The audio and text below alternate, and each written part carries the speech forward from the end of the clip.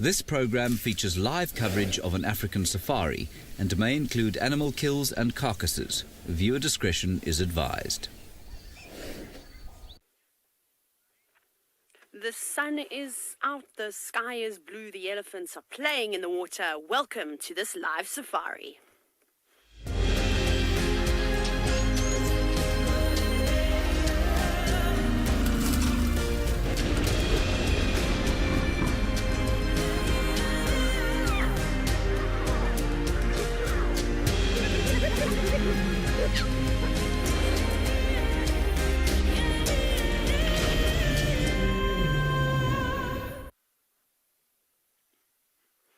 Good afternoon and welcome to the Sunset Safari here at Pridelands.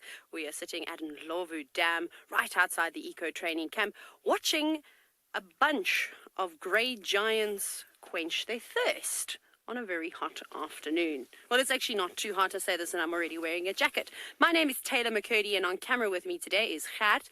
And remember that for the first 45 minutes of every single show, we dedicate it to the kids all around the world. So remember to send your questions through to kidsquestions@wildearth.tv. But send the rest of them in #WildEarth and we'll get to them a little bit later.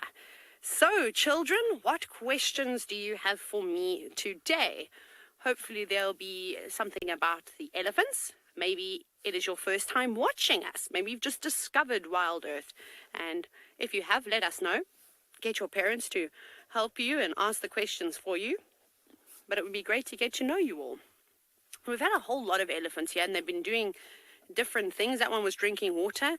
There's another elephant that's just had a big old scratch on a tree. He had an itchy bottom, but is now walking away. I wonder where he's going. I think he might be catching up with the other elephant bulls that were just here. They always do this every afternoon. I want to show you swimming elephants, and then they swim, swim, swim, and then they disappear. But maybe there's another group of elephants coming around.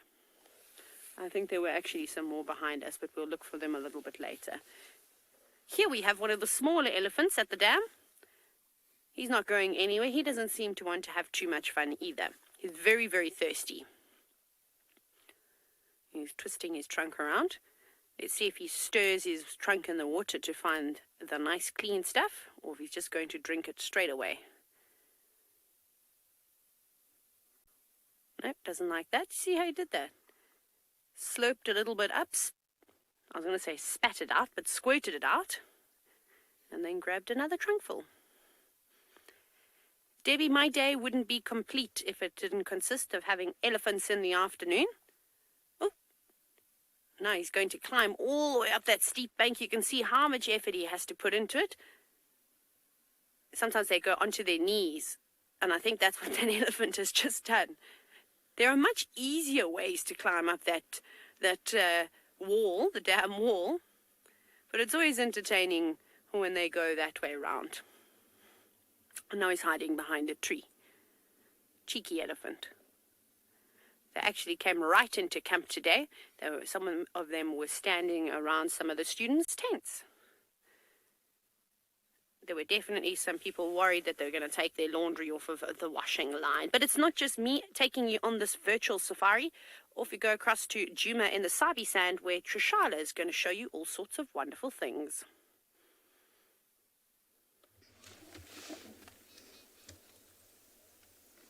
It is, in fact, myself, also on virtual safari with all of you guys. How are you? I hope that you're well. I'm so glad that Djuma is a little warmer. Hello, everyone. It's me. It's TRISHALA, and I've got BK on camera this afternoon. And we are just cruising, I think, mostly. Enjoying the weather and the sounds of the bush. Let's listen together.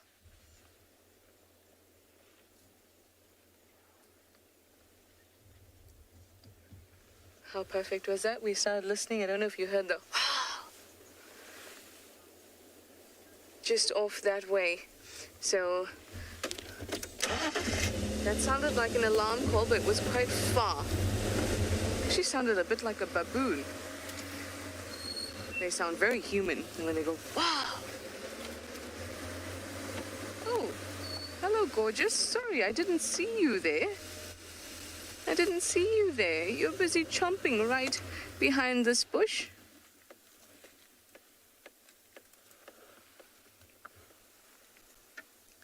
It's a lovely Ellie taking advantage of some buffalo thorn. You can actually hear it chewing. Let's listen.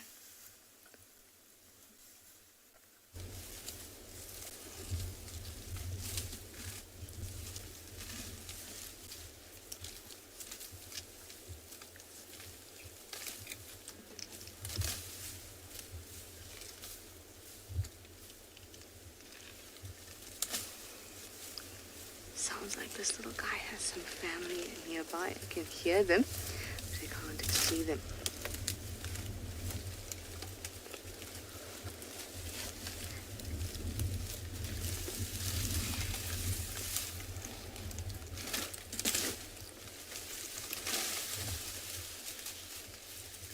That must be a very tasty bush. He's right at the edge of the road. Behind that bush.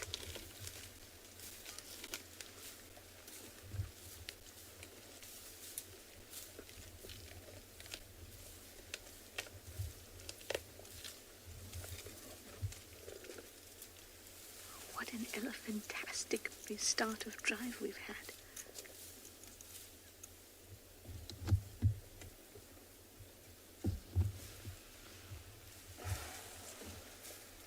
Oh, did you hear that sigh?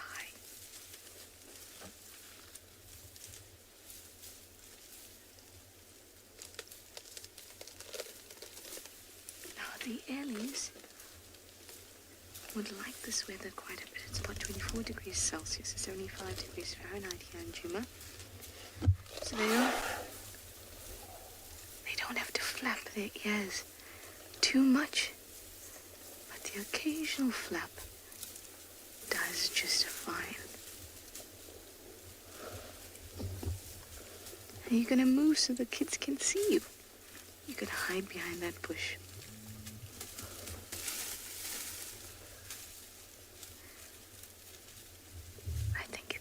Hide. And what I love about an elephant being this close and this comfortable is that you can hear everything. And if you come to Africa and you're out here on safari, these are the sounds you will be able to hear.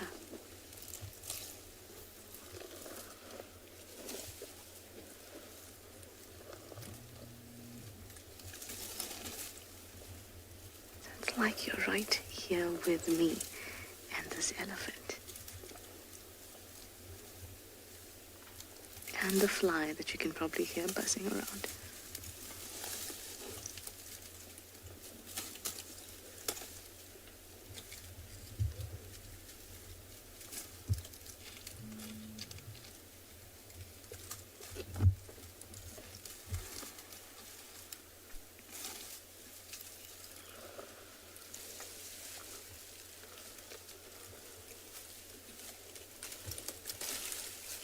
Hi, Tessa and Matthew.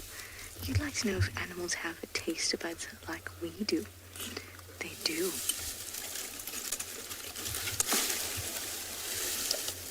They do have taste buds. But the types of taste buds they have can be quite different.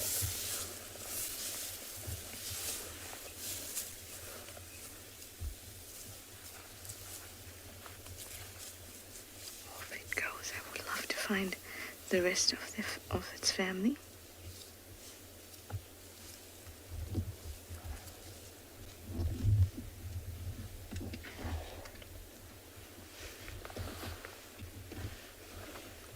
Off it slinks into the bush. Isn't that awesome? Let's go find the rest of the family. I'm sure they're in this very nice block here. Quite a large block, so we're just gonna have to take a chance, but I am fine with that. So some animals lack taste receptors for sour, some lack taste receptors for sweet, and it all comes down to whether it's important for those animals to be able to taste certain things. For example, primates and animals that eat fruit, they have very well developed taste buds for sweet and sour, because it's important for them to use those receptors to get information about whether the fruit that they're eating is ripe and good and full of nutrients, or whether it's sour.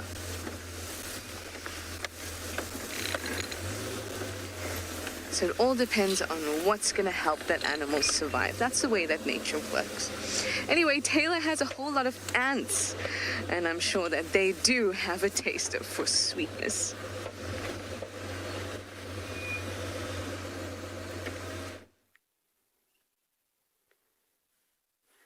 I thought you were going to say maybe she's got ants in her pants. Thankfully, I don't, but I might in a minute. So we are looking at some ants. And Gert, I don't know if you can see it, but can you see that there is a pathway that the ants are walking on? So I'm just going to go down a little bit. You'll notice that they've made a sort of runway over here. And I think it's incredible that such a small creature can make a really big pathway, a really big impact. But these are called harvester ants. And normally they walk in a straight line on the pathway that I was just telling you about. But they seem to be moving quite erratically now, but that might be because I was walking around here. And if you look very carefully, I'm going to point to these ones over here, you can see that they're carrying bits of grass. So they're harvesting the last of the grass seeds before winter starts. I suppose it's very clever that they're called harvester ants then. They're also not to be confused with the pugnacious ants, because they look quite similar to these, except their movements are very erratic, so they run around in all sorts of different directions, and they also are carnivorous. They don't just feed on vegetation like the harvester ants do. So you can see them here. Now, there's something else that I want to show you. Can you see this little hole in the ground?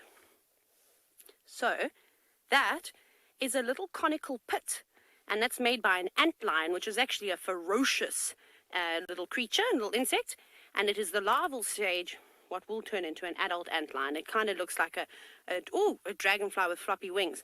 Careful now, because as the antlion's name suggests, they eat ants. But it doesn't look like it's a very big one that's in here, and these ants are quite large. But essentially they make a very steep little pit. Actually, Gert, I found a better one. Can we see this one that's just behind it? Is that a little bit better? So there we go. You can see it's a little bit steeper. And normally it will be like little small ants that will walk through here and then they'll slide on down. And this creature with huge mandibles, with big mouth parts, will grab hold of the ant and then devour it. So it's like a little sand trap in here. And if the ant tries to escape, the little creature inside will actually flick out sand and bring the ant down. But I don't think that that's going to happen over here. And then there's something else I'm going to show you. I'm going to stand up, not to squash the ant pathway. It's incredible. It runs all the way into camp. I wonder what else they're collecting. Just going to go here quickly. You can't, unfortunately, see the hole because I haven't parked very well. But I'm going to come to you with all of this. Can you see this stuff? So this is basically the husks from the seeds that the ants have brought back to their mound, and they've cleaned the seeds up nicely, and then they're very good. They don't want to have all the rubbish on the inside of their mound, so they bring it, and this is all stacked on the outside here. So you've got some ants that are out working and harvesting and collecting food and bringing it back, and then you'll have other ants that have a different role, and that probably means that they have to pull away at the outside of the seed and then put the seeds in a different pile, and then there'll be another worker that will take this and dump it outside, which I think is really quite cool. But I'm going to let it go. Also, really good to test the wind with. Straight into my nice clean car. Anyway, so that's quite nice. And if you are very fascinated by insects and things like that, go and follow the ants at home. I used to do that a lot as a kid, and I still actually do it to this day. Right. My ants were very exciting to me, but I know something that is going to make you smile from ear to ear is Rowan, because he's got a leopard.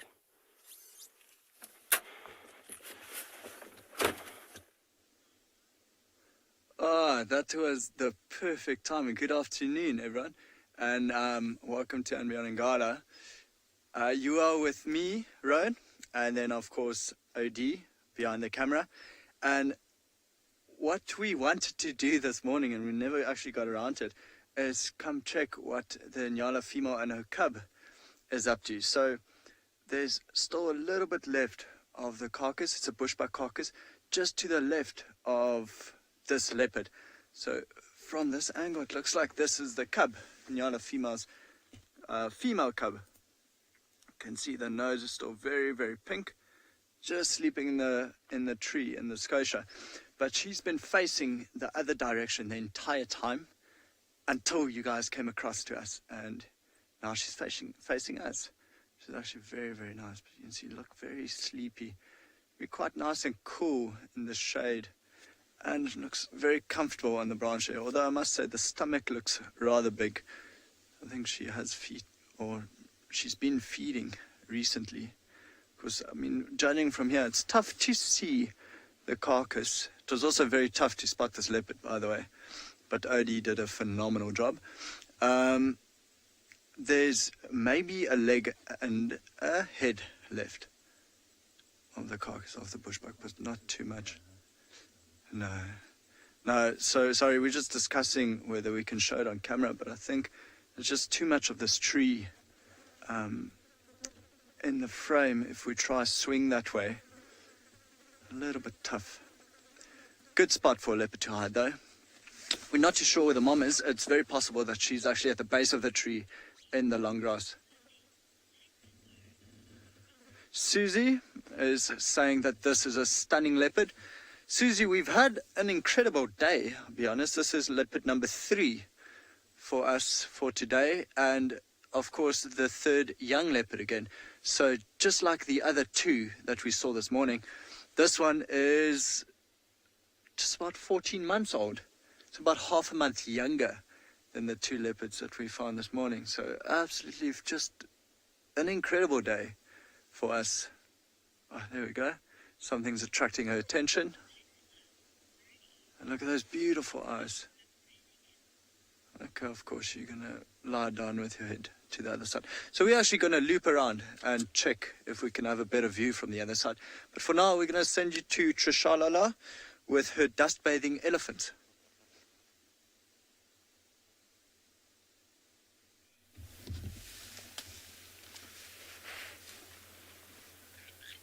It is I, TRISHALA, and I do have elephants. We found the rest of the herd, and they are dust bathing, and they seem to be making some noise as well. But this one is standing very still, listening. Now sometimes you can actually feel them communicating, not just hear them. And that's because they communicate in what we call an infrasonic range. That's below our hearing threshold, so we can hear sound between about 20 and 200 hertz, while they communicate at ranges between about 13 and 35. So below our hearing. There we have one that's just having a bit of a midday nap. I am all for midday naps, so this elephant and I will get along very well. Lugging around a huge body is not easy, so it's nice to just have a lie down every now and then, especially if you're feeling good and safe. The rest of your herd is around you.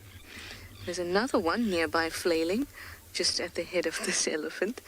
Not that at all by its herd mate trying to get its attention and play. You'll just see the edges of it. There's there behind the bush, flailing about.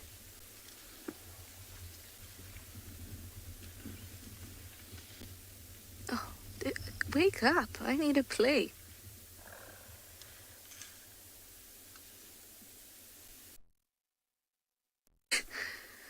Too sweet.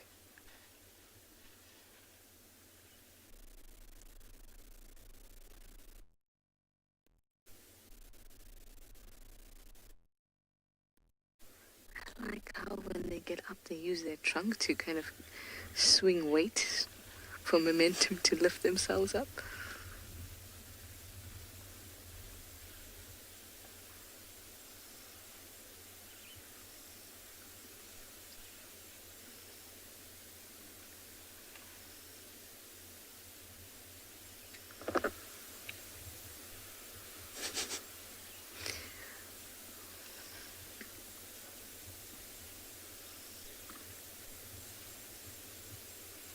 There's the bodyguards of these two that are lazing.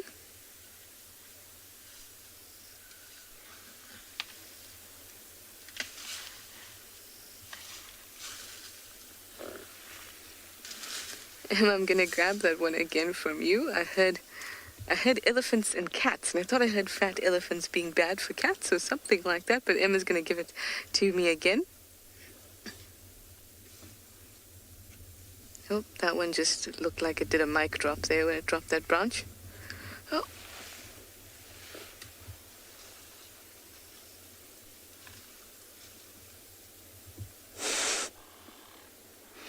Perchance you say that the flat cats have been a bad influence for the elephants. Clearly, that is what has been going on.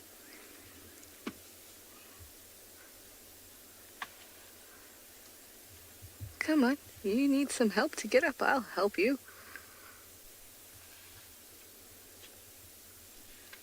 I feel like this is one of the blind leading the blind situation going on here.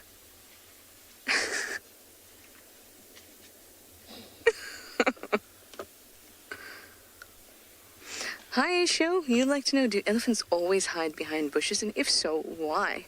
They don't always hide behind bushes. Sometimes they fall asleep in the middle of the road.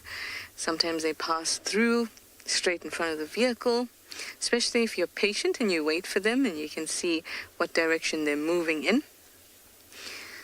And if they choose to come towards you, then they do. Synchronized getting up here.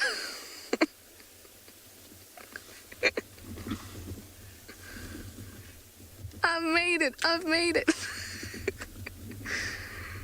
Come on, Slowpoke.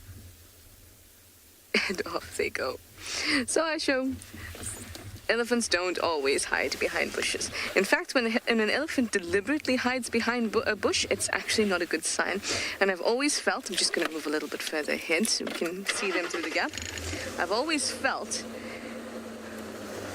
when I'm in a tricky position with elephants and I'm unsure about my safety, and you should always treat a situation as potentially dangerous because you can never assume anything about animals. You don't know what this animal's experience was in the day. Maybe it had a car being really intrusive and now it doesn't like cars for today because it's a little bit irritated.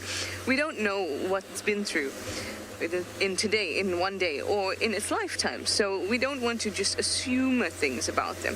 So you always approach elephants with a bit of caution, and usually it's fine. The usual things, stretching out the ears and making themselves look large, the tail sticking out stiff, those are good indications that an elephant's not happy.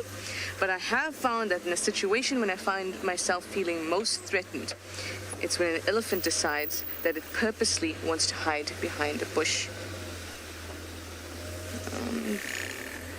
Because then it's trying to conceal itself.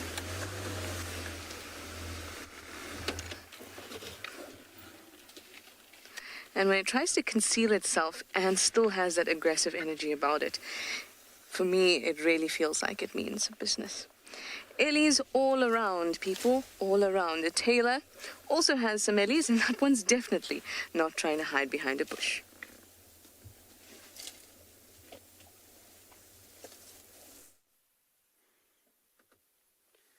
No, it isn't hiding behind a bush, and you won't believe how close this elephant was to us just a moment. It was so close. But now he's got his bottom turned towards us. And he's just feasting on some branches. But he's moving away, unfortunately. Munching about, having something delicious to feed on. I don't know why he was so cheeky. It's a young bull. He actually came right up to the car and he shook his head at us And at one point I thought he was going to try and touch us with his tusks, but he didn't. He just kind of stood there and looked at us. He was really, really close. And Gert, who is on camera with me, is sitting so high up. He was almost looking down onto this little elephant. It was unusual. Normally, of course, you don't get to look down on an elephant, but we're surrounded by a big breeding herd, so I'm hoping to find a little sneaky link road that goes in towards where the elephants are feeding so that we can sort of be one with the elephants this afternoon.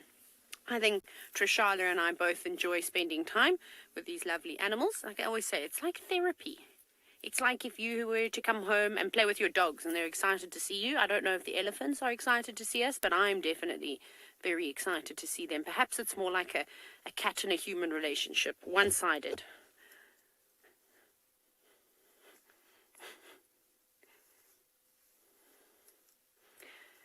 Bob, if I could be any animal, I really would be an elephant because they don't stop eating. They eat for up to 19 hours a day, and I reckon sometimes even a little bit longer. You've even seen them multitasking. They will be defecating and urinating and still reaching for a trunk full of grass, or, you know, they'll be in the water splashing about and there might be a nice overhanging tree and they'll stretch on up and grab a mouthful of that too. So, no, they continuously eat, but they have to. We discuss about it all the time that they don't have very good digestive systems and they need to eat lots and lots and lots. And you can see that from their dung. And then remember, they defecate very regularly. You know, if an elephant is eating properly, every hour or so it will be dropping a big pile of steaming poop. Oh, we might watch it happen. No, just passing some wind. Not today. Gert, is that road off behind us? There's a sneaky link road that I'm looking for, and I'm thinking if I reverse, is it back there that goes? It does go back there in here. Okay, let's try that. I'm going to practice my reversing skills. We all know it's my favorite thing to do, because what you can't see is that way. I was going to try and turn around the other way. Is basically there's a whole breeding herd. This is uncomfortable. It's not natural to turn that side, but I shall try so that I can look at you and reverse. It's a very, very big herd of elephants, so I'm excited to see who wants to play with us. Right, Steve has been hiding away, but he's back. He's here, and he's ready to say hello.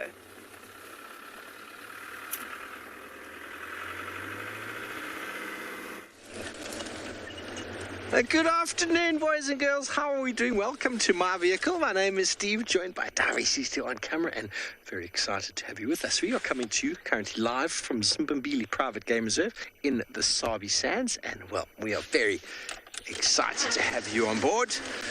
We just popped over to Tswalu because because we can. Tswalu is a property that goes onto the western side from where we normally have Djuma. And we found some lion tracks and a leopard track, and we're trying to figure out what's going on. But at the moment, it's nice just to be out and about. It's a wonderful afternoon. So I'm going to be looking for some birds this afternoon for all of you, and see what other small little interesting things we can find along the way. Sorry about that. But the lions came in last night. Yesterday morning we tracked them into this property, and they've been up and down this road after some buffalo. We've just checked a watering hole. They weren't there, so we're going to check another watering hole, see if they've maybe materialized there. Normally, water is a very good place to check if you want to find animals, because they all have to drink, especially when it's warm. They get quite thirsty. And they didn't drink at that last watering hole, which means that they were hunting buffalo all night, and they're probably lying up somewhere on that side. We'll see if we can maybe figure out where. Be in touch with the guys on the radio from this side of the world and see what they're up to. Maybe they were actually able to track them down this morning. Radio is a very useful tool for communicating with other people. We've got a very large area to cover. And obviously, if you want to maximize the ability to find animals, the radio is the way forward. TAYLA wants to do some birding.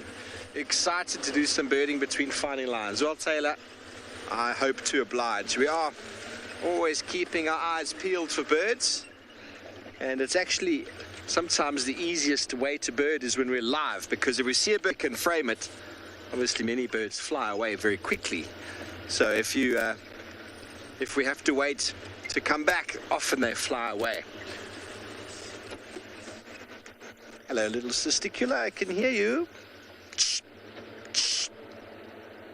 Some of them aren't very easy to see, though.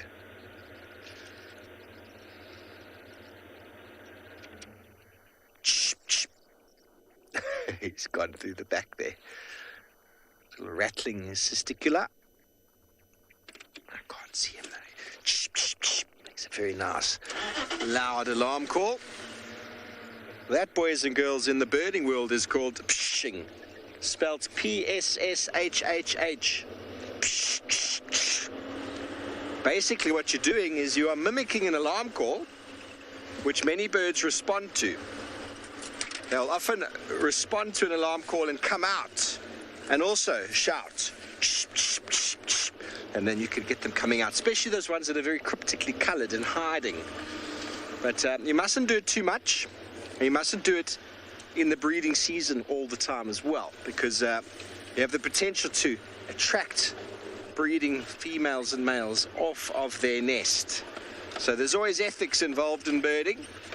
But we're going to be looking in the trees for birds, but hopefully we get to spot a leopard too, just like Rowan has.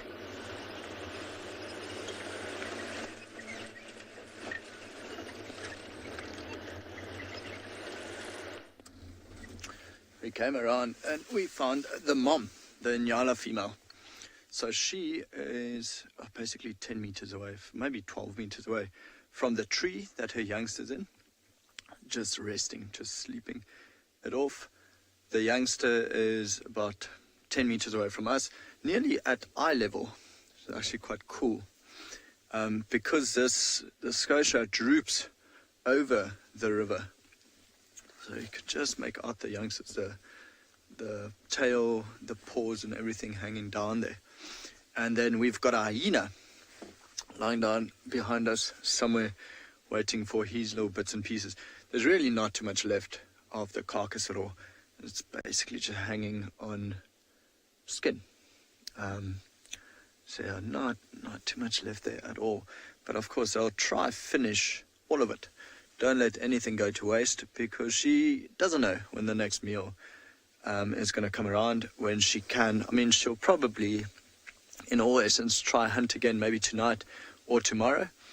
But for now, be happy with this and just try finish all of it. So life is a little bit tougher for her. You can see the hyena there in the background. Waiting for his little bits. Of course, he can't climb this tree either. It's a little bit too high for him.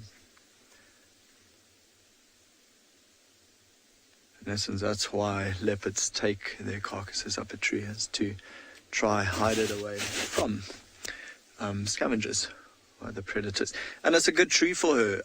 It's got a very thick crown, so there's not really any vultures that can see it and swoop down and then draw the attention of other predators.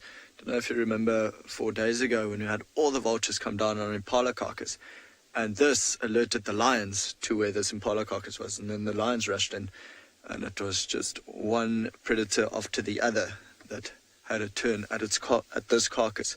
So here, luckily, the leopards are keeping it for themselves. This mom is awake again, staring at us. Beautiful eyes. Very, very, very pretty eyes. She looks quite a bit like her mom. So she's the offspring of the black dam female. Put her head down again. Just every now and then glimpses in this direction. I think also just to make sure that the hyena isn't coming closer. Be much safer in the tree, although the hyena's not really here to attack the leopard. The hyena's here for really to try get a bit of the carcass rather than kill the leopard and eat that. See, the belly's quite full as well. Bit of a bulge going there. She was just cleaning herself, and I always find it so amazing how clean they are. Ruby's saying these leopards look pretty chilled considering, take a ...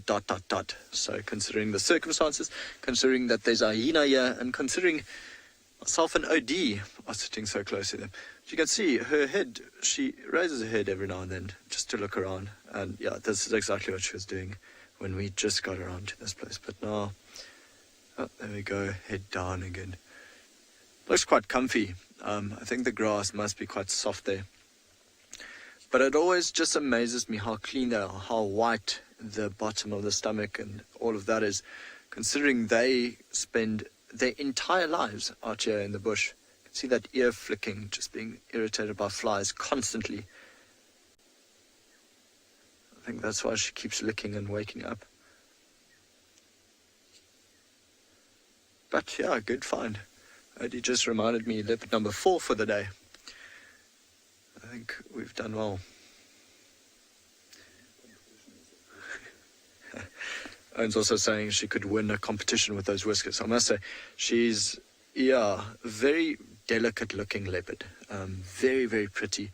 Looks to me like she's wearing eyeliner or mascara, the darker one. And I think her little female is going to be just as pretty. Also very slight, small head, beautiful features. I was quite excited to see, I mean, I'll definitely be here to see them grow up. Can't wait. The youngster looks very chilled, very, very, very relaxed. I think paws draped nearly on all sides of the branch, the tail hanging back down the branch. I think he's even got his front or her front left paw draped over another branch, so the paw's actually hanging down where the arm is up, if you know what I mean.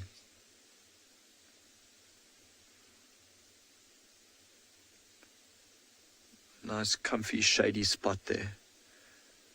Well done, Nyala female. Good area for a carcass.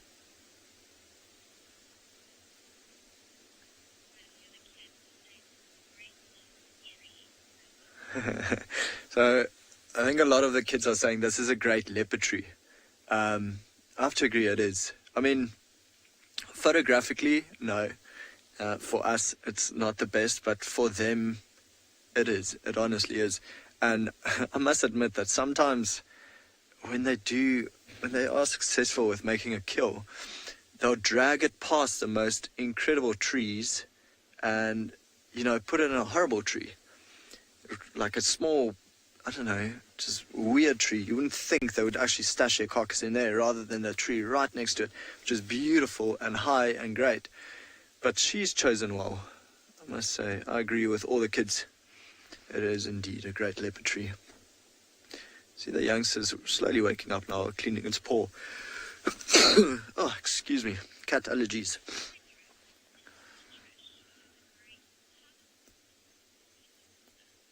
Okay, so we're going to sit here for a while. Maybe this youngster, while it's licking itself, so maybe it comes down. But for now, I'll send you back over to Trish, who's at, I think, a watering hole with a beautiful hammerkop.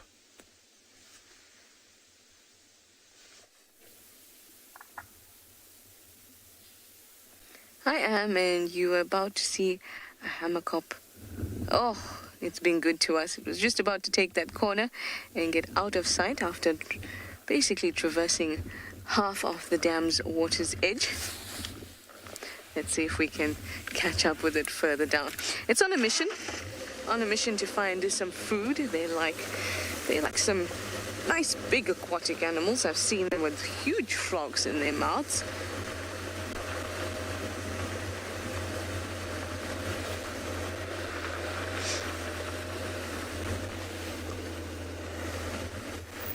Let's just roll down so we don't scare the hammerkop.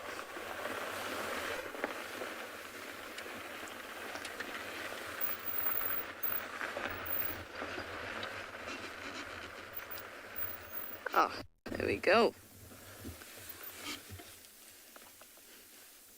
Really nice silhouette there. You can see very clearly the shape of the bird and why it's called a hammer kop. There's the kop, or the head, looks like a hammer.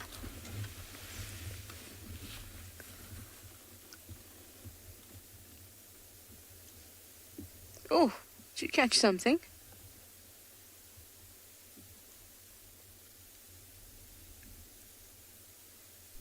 Can you see it using its feet to flush out any invertebrates that are just beneath the soil there?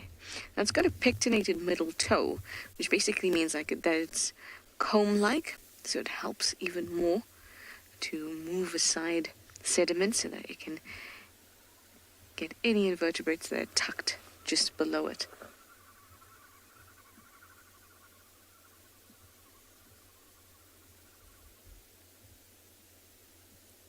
Those are just some arrow-marked babblers babbling in the background.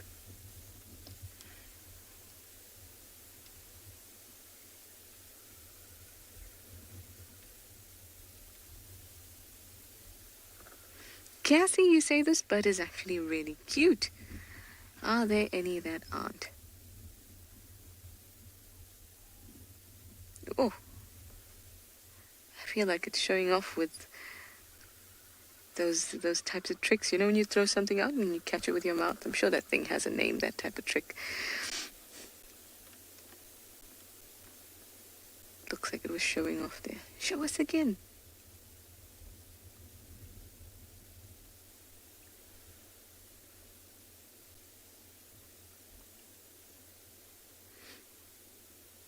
Now I'm waiting here around the water because the elephants that we had earlier are not too far off.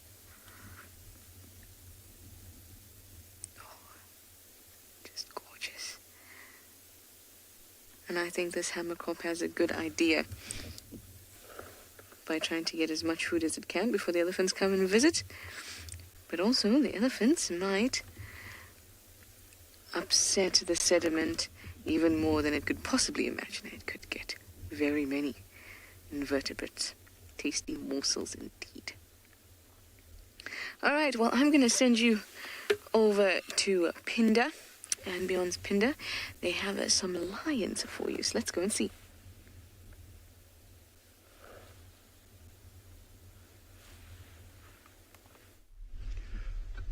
Good afternoon, everyone. That is Dumi from and Beyond Pinda Private Game Reserve. As you can see, we are right in a nice, beautiful place. We are actually planning now this afternoon. We're looking for pride of lion.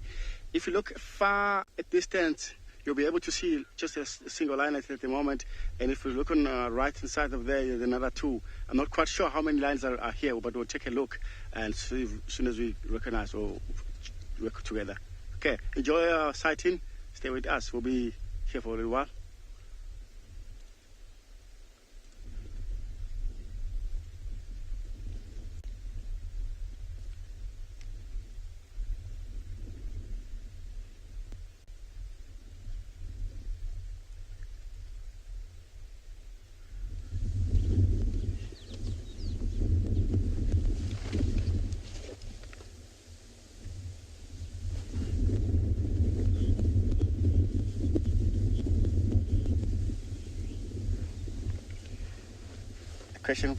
Your question, Mary. Yeah, it hasn't been that very windy today. It's just picking it up now. Maybe like 15 minutes ago. It was all beautiful day today, Mary.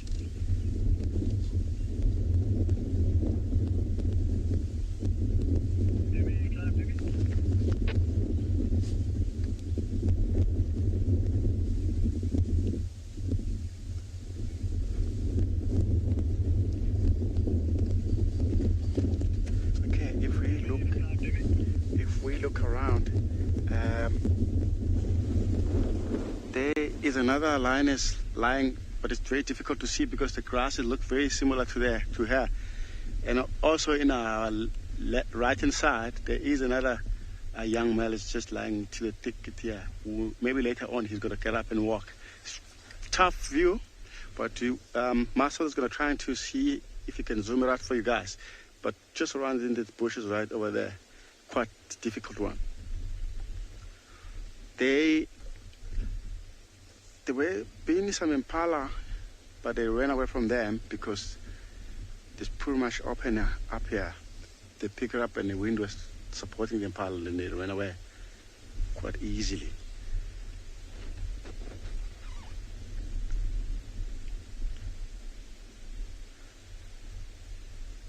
And it looks beautiful afternoon.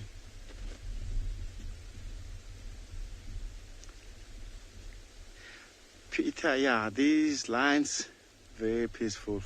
As you can see, they get to use us a lot. That's why they're more peaceful like that.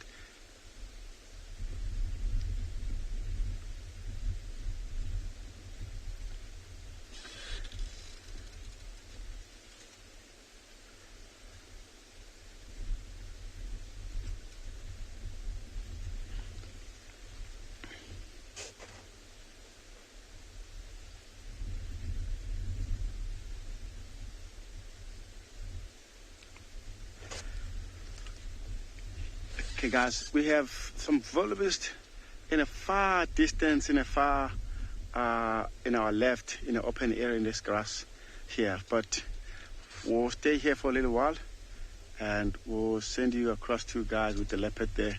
Run. This is well. Good luck, Dooms. We've also got two very lazy cats. Since everyone left, they've not lifted their heads at all. Actually, the youngster every now and then is moving its head, I think just trying to get into a more comfortable position. And winning at the task, actually. So, it seems it is the end of the kiddies drive. So everyone else is more than welcome to send through their question and comment at #WildEarth on Twitch and Twitter, and then at FC if you're watching through YouTube. Of course, this doesn't mean the kids can't send through the question. They can continue doing so, please, if you wish. But it is indeed the end of the kiddies section for the afternoon safari. The hyena left.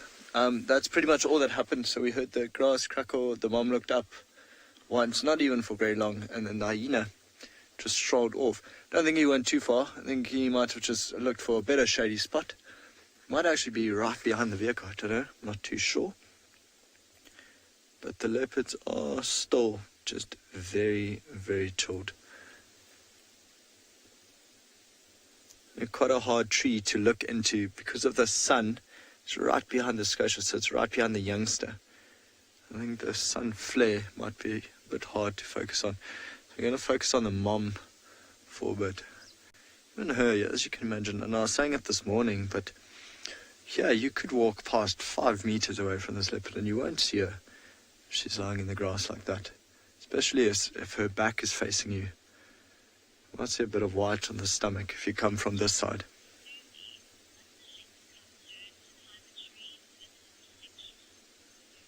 Susie, oh there we go, heads up. She's being irritated by a fly. You can actually see how she's shaking or vibrating her skin. Susie's asking, must a leopard cub learn to climb a tree, or is it instinctual? Susie, I can imagine it's instinctual. I think, having sharp claws and things like that, I think it's just something they try by themselves. You could see the same thing with the lion cubs as well.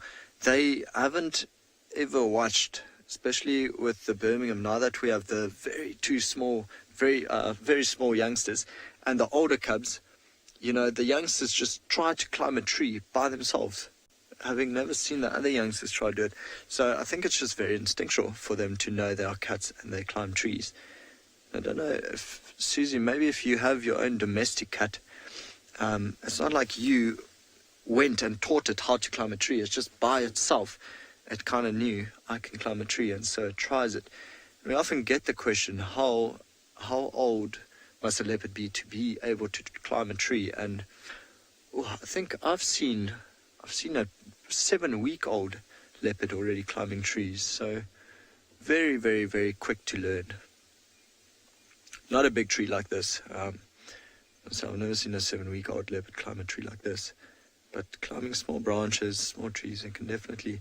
The claws are sharp enough to get up. They are strong enough to carry their own body weight at even that age. They're just incredible creatures, incredible animals.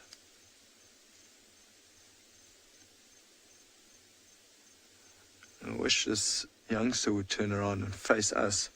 And we thought it might have that idea, because it wasn't really getting comfortable. Every now and then it shifts and then it licks a paw, cleans it a little bit, and so me and Odie, we were thinking that maybe she's going to turn around and face us, but just not keen for it yet. So this would be a great spot to sit if she does decide to go eat. We're nearly, well, it would be a little bit lower than her. It would be a great view because the branch is bending quite clearly in front of us. But for now, look, she's trying to. Both back legs are gripping onto something. Come, girl.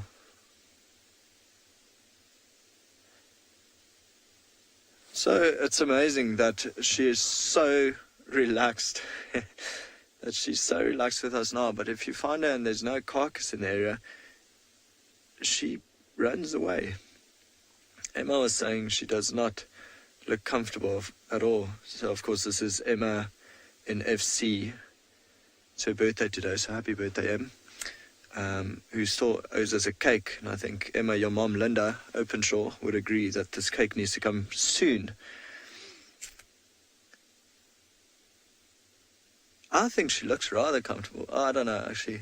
Some of those branches might be poking in the wrong areas. I love it how a leopard could drape itself over a branch like that. I love seeing the paws hang down. It makes me giggle every time. Amazing how comfortable they can make some branches look.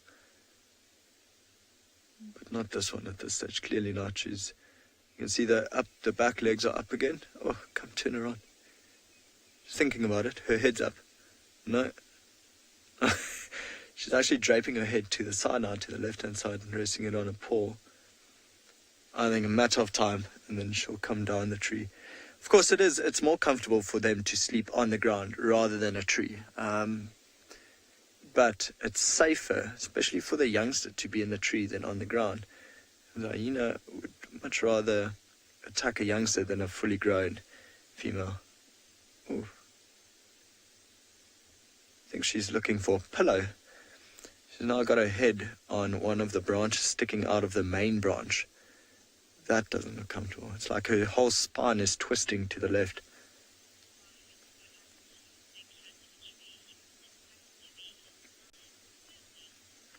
Okay. Well, like I was saying, I think it'd be more comfortable on the ground. Seems like Doomsy's lions are all very comfortable on the ground, so we're going to send you back over to him.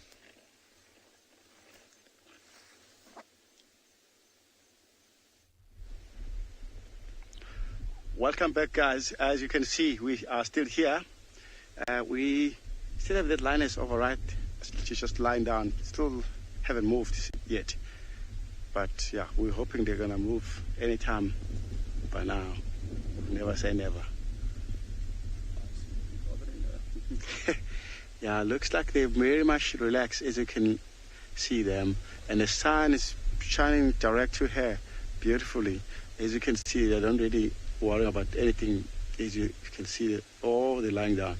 Earlier on, when you guys are not around, there was some warthog just ran across because it's pretty much open here. So we're just waiting to see any more action happening around here. Because it's very nice open grass land here, as you can see.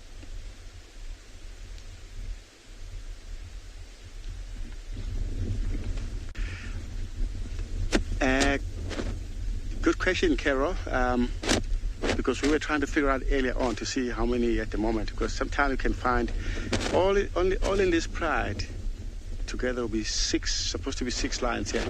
We already counted 5 because there's a tall grass around here. There must be more still lying on the grass, but we're looking at 5 of them together. Should be 5, all of them. Carol.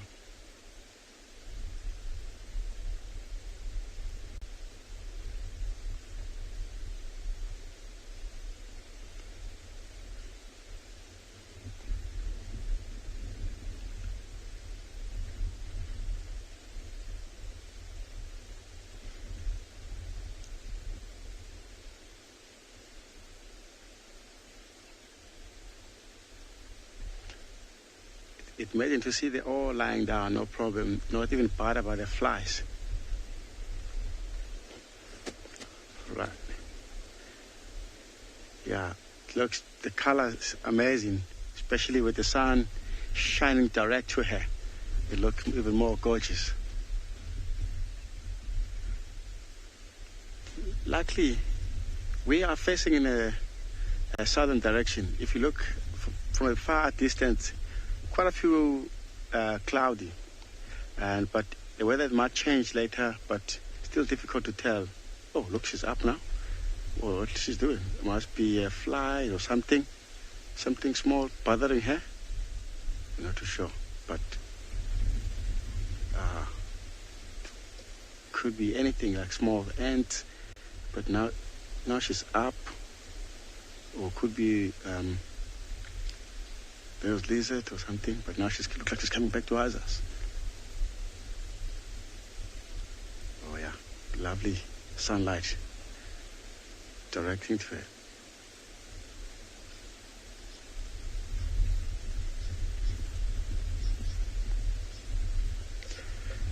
Dacian, that there is like especially this particular pride. They have a huge territory. They can easily cover 7,000 to 8,000 hectares. This pride, they can move, which is quite a big place for this pride, and sometimes they can cover like half of that. For one night when they're hunting. It's quite a big, actually, that's territory for the lions.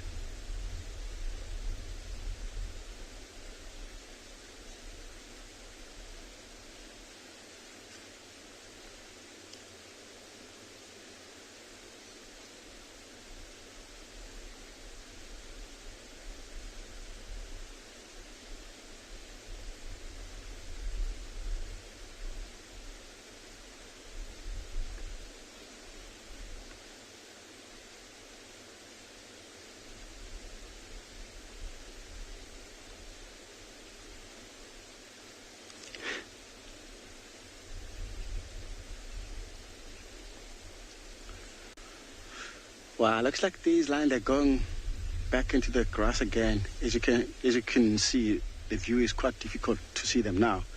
We'll send it to TRISHALA with the elephant. Enjoy that.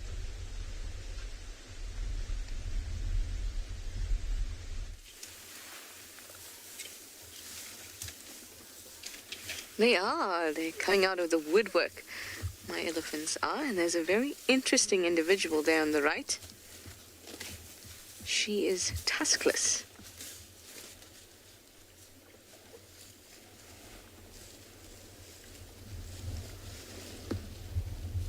I think that's very interesting. It's the first tuskless female that I've seen around. In fact, it's the first tuskless elephant that I've seen around.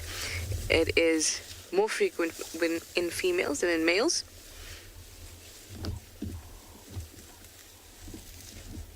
I just wanted to move a little bit so we can have a good look. She's a little bit nervous. Everyone else is very relaxed, and when she came in, they all started rumbling. Oh, on that side they're listening. There's 3 of them that are very, very still. She should start moving soon, because the other one's moving. There we go.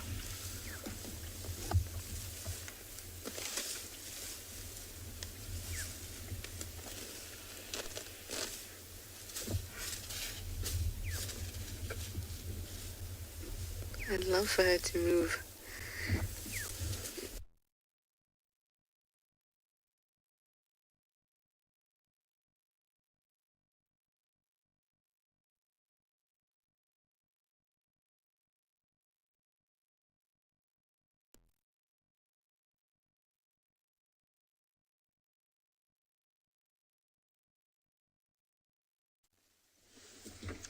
Sorry about that. It seems that Trish has frozen. It doesn't often happen. Anyway, these leopards are also still pretty much frozen. Yeah, not too much movement. I mean, the youngster every now and then still moves and try to get to a comfy spot, but literally, me and Odie, we've been sitting here almost, urging it on. Come, turn around, turn around, turn around, and still, she has not turned around. But maybe when the sun starts dropping, hopefully she gets a little bit hungry. And you see like false little alarms every now and then. You can just see the movement of the tail and the back legs. Mom's still not moved. She looks up every now and then, gets irritated with a fly, and then goes back to sleep. Otherwise, not too much changing here on Ngala. So Barney and Sean dropped them off, and they are tracking a pride of lions. It seems that the pride whose tracks we had this morning was in fact the Mbiri pride, and they are busy trying to work out where exactly they went. Quite fun to see the Mbiri pride. We usually actually only see them in the south of the reserve. Quite nice if they are around here. We think the Birmingham pride walked nearly straight through our whole property. The last tracks we had of them was a lot further north and west. So I'm not too sure what Sean's plans are for the morning, but we might head in that direction. I find it hilarious how this young female is deciding to place her head every now and then. We'll try to give you a better view a little bit later. Just don't want to start the vehicle now with both of them sleeping. I think what might happen is you'll startle them and give them a bit of... the sun makes it so tough to show. It's also tough to find. You can see the leg there and just see a few spots. But yeah, we were saying, so Barney found them yesterday because a hyena was at the base of the tree, but we were just talking about that, and Eddie was saying if the hyena wasn't here, we probably wouldn't have found them, because there's no sign of any drag mark or, no clear tracks. Actually, no, today we said that there were actually clear tracks on that side, going that direction and then coming back. So they might have gone to that side of the river, come back, just gone for a drink. But I mean, otherwise, even driving past here, you could barely see that carcass, and we knew it was in the area. And as we were driving on, literally just spotted a spot of a tail in the tree. Very, very, very well hidden. Mom is getting very irritated with flies. See the ear keep twitching, twitching, twitching. She's actually starting to use a paw every now and then to swipe at the fly. I can tell you now, if this was a male leopard, he would be biting at the fly. He gets super aggressive.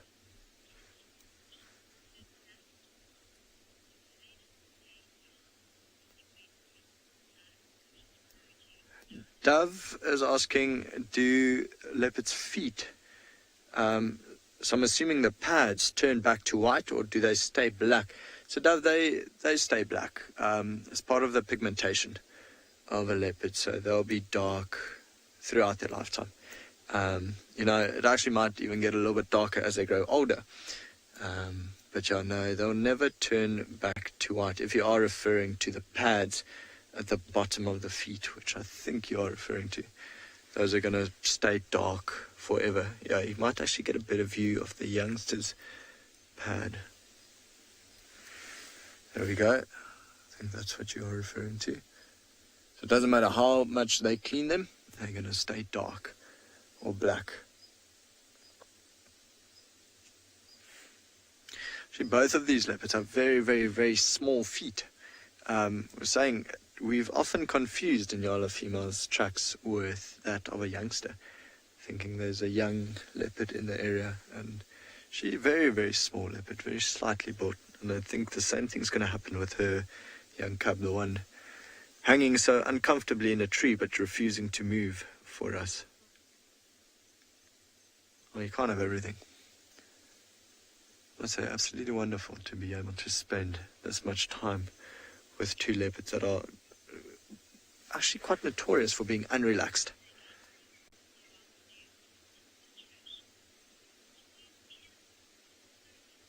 Okay, it seems Trish is unfrozen and still enjoying her elephants, so we're going to send you back over there.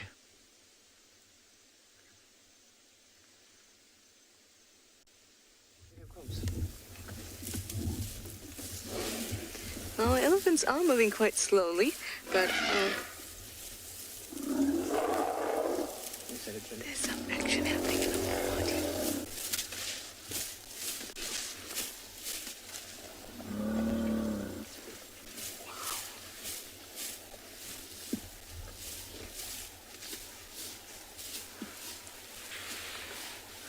Our tuskless female has moved away, but interestingly, she has an injury on her trunk. She's coming back.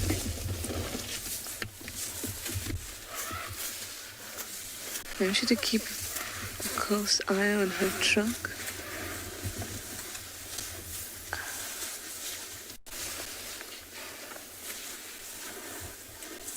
They're getting a little bit nervous after hearing the shouting. But her trunk has a bit of a hole on one side.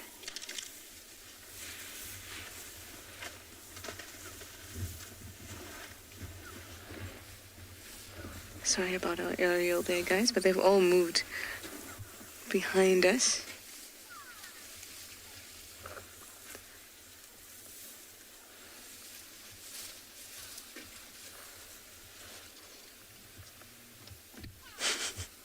Hello, you. Are you going to join in the dust bathing?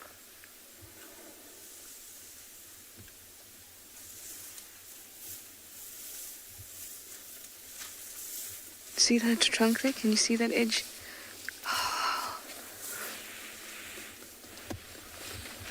It's got a sort of, as if it had been ripped and then healed up again. I'm just going to turn around because they're walking quite nicely into the sunset.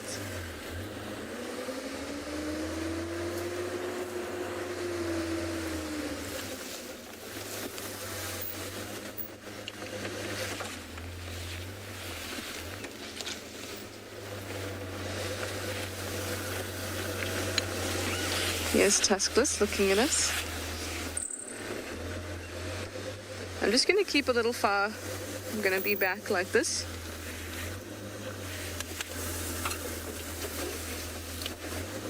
I'm just going to watch from here because something's making him a little bit nervous. Can you see the tails are out? Sassy Cassie, you'd like to know if elephants are quite moody animals? I wouldn't say they're moody. I think that they are very sensitive. And then that affects their mood. But they're never moody for no reason. Something's been bothering them, or they're feeling a little threatened. That's when they're usually, quote-unquote, moody.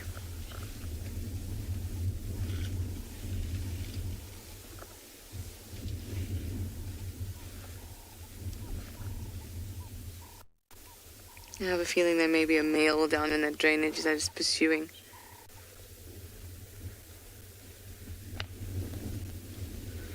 Wow. This is just awesome. They're looking in our direction now. Stunning.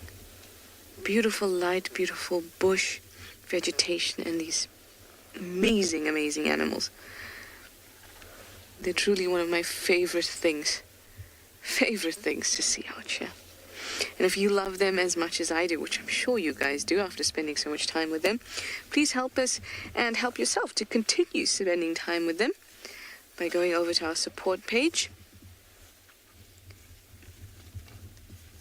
so we can keep bringing these live safaris to you.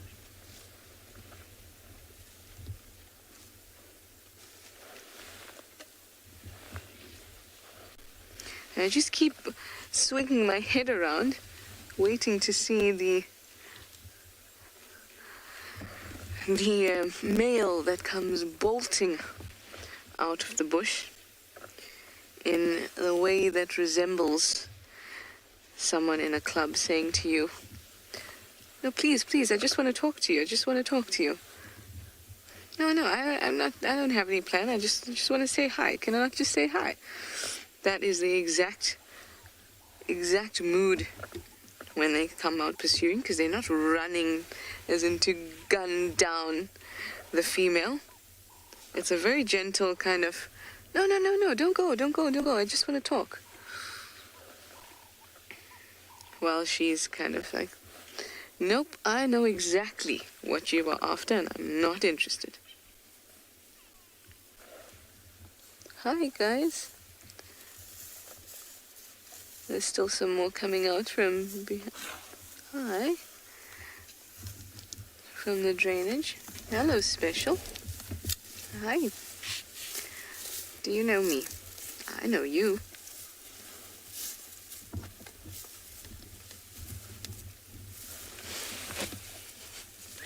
Love it. Just love it.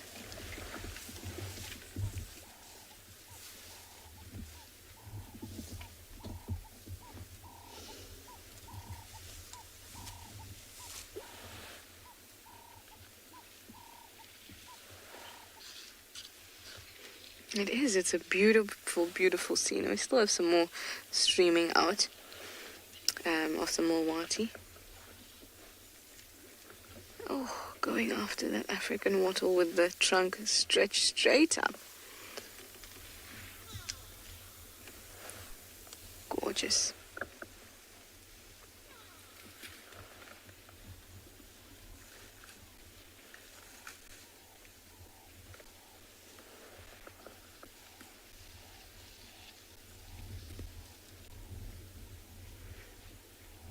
This, everybody, is how I love to spend my afternoon. Just gorgeous. This is the African view. It is that sunset, this light pouring through all this vegetation and these glorious animals in the background. Marvelous.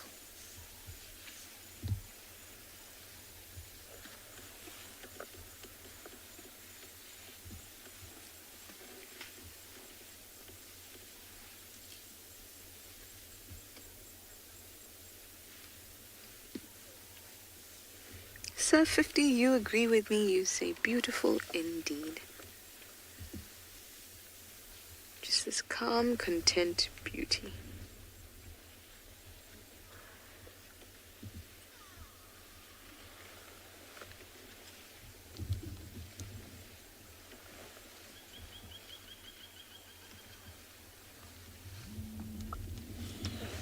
Stunning, right? Just awesome. Well, there's some also on this side, but I may need to turn around. I'm going to send you over to Doomy, who's got another beautiful, quintessential African scene.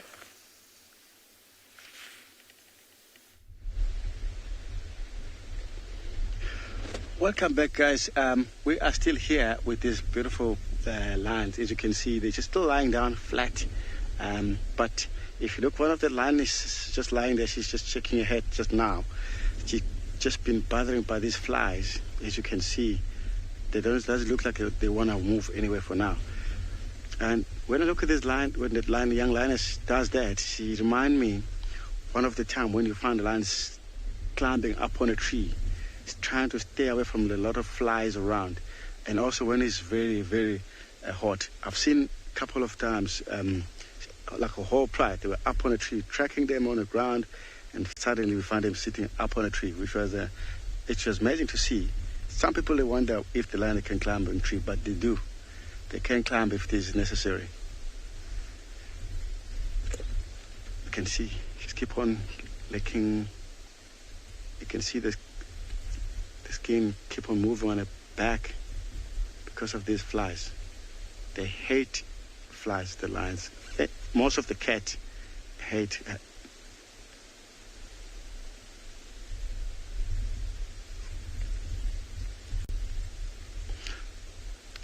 Look, I think I got. I hope I got your name right.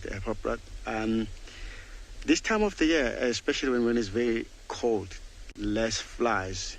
But depending where in the area where they are, where we are, because this area is quite a lot of wildebeest.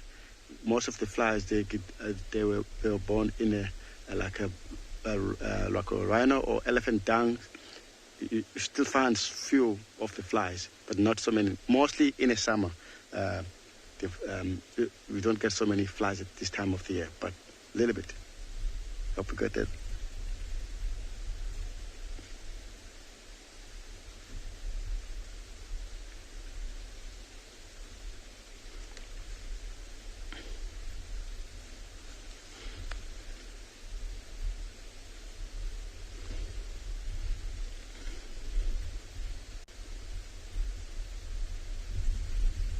Look, she's yawning. She might get up or turning her. Oh, she's just licking herself, cleaning herself.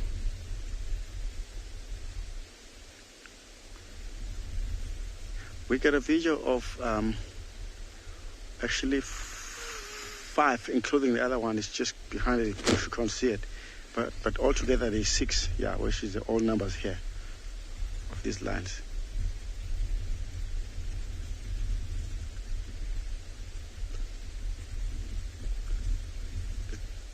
It looked lovely here. If you look up on the hillside, it's still nice sun shining. If anything comes around there, these animals, they'll be able to see it quite clearly. But only difficult for them will be the wind direction, because they are actually upwind. Anything comes that side, it might pick it up their scent and then run away from them. Like the warthog came earlier, he did pick their scent and then he ran away from them.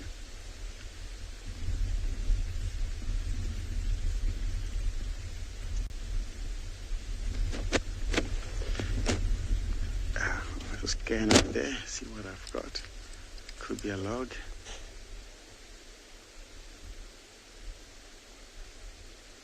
No, just a log. If you look at it, it looks like there's a stump. It looks like a face of a leopard looking at them, but it's not really. I was a bit excited. And then one of the young male lying there, you can see his belly.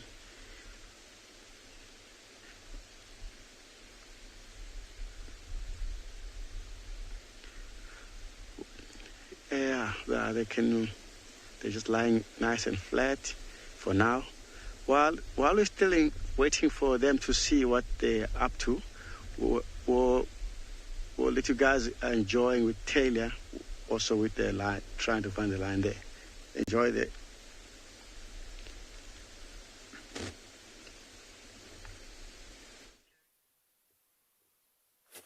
We have, but Dumi, you'll soon learn that I get distracted severely. We've got some zebra now, so we are on our way to find our lions again. But we have found these 2 zebra, and I'm just trying to figure out if they're stallions. One looks like a stallion, the other one might be a mare.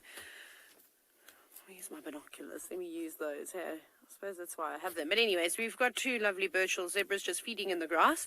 There doesn't seem to be any more of them.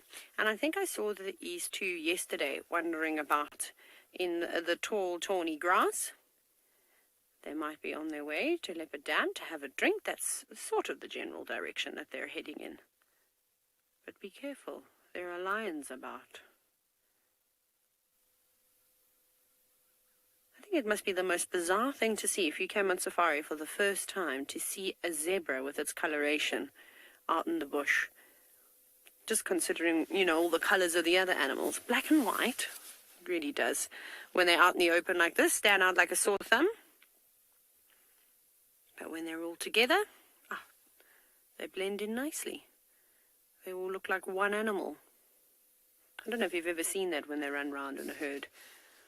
It's quite confusing. Oh, careful of that tree. Has that got thorns on? Or are you just going to have a scratch? Oh no, you're lucky. That's not a... Oh no, it is. It's a knobthorn. Now, the tree that just sort of hooked on the hide is a knobthorn. It's a small one. It's bent over, probably pushed down by the elephants. Zebras don't have as thick skin as something like an elephant or a buffalo or a rhino. So I'd imagine that must be quite sore when they get hooked on a buffalo thorn or a knobthorn. Not wasting too much time there, though. heads down and just feasting in the grass. I'm going to go up ahead because we've kind of lost visual of them now. They've moved quite far off the road, so we shall just carry on driving. So something exciting to look out for on my favorite road in the whole wide world, called Marula Lane, is that there is a breeding herd of impala, and there is a female that has been spotted, and she's got horns. How unusual. So I'm going to drive extra slowly, and we're going to see if we can find her. This is not the herd, but I have spotted, because I'm such a great safari guide, 2 male impala. Yeah. Look at all the exciting things you'll see if you come on a game drive with me. No. So these boys have separated. We're not actually too far from that big open plain where we see about 40 impala rams all hanging around together. The largest bachelor herd of rams or of impala rams I've ever seen in my entire life. And these fellas are just standing here. They're with the zebra. They're forming their own club. I feel a bit like James Hendry right now. Every time we put a animal on camera, they are defecating or urinating. The zebra just did it, and now the impala's at it too. Thank you very much. That seems to be James' luck. He always has that happen. Looks very proud, that impala. The way he's sort of got his neck quite stiff and his back almost looks like it's arched. Maybe it's not a friendly conversation these 2 rams are having.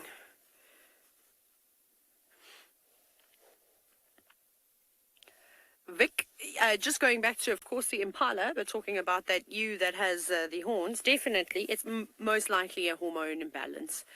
Something along those lines, something went wrong with the genetics, probably pertaining to the hormone, where that's happened. It's actually not that uncommon. They've cited females with horns in the Sabi Sand, I believe in Madikwe, and I'm sure that there have been a few more, but they've just been overlooked. Impala ram just having a quick scratch between the eyes. Off they go. Right, we're going to carry on now, but I'm going to keep an eye out for them. She's been hanging around here, but the herd that she's with, it's quite a big herd. She's quite nervous, but she is easy to spot, because I know that Londolozi has been seeing a female impala with horns, and her horns sort of curve up quite nicely, but they're quite slender. This one's horns sort of go down, like if you were to have pigtails, something like that. So I haven't seen her yet. She was seen very briefly yesterday, so I thought, why not come drive around here and have a look. Very interesting to see a strange anomaly like that. But anyways, so every impala herd we see we shall stop at, but don't fly away.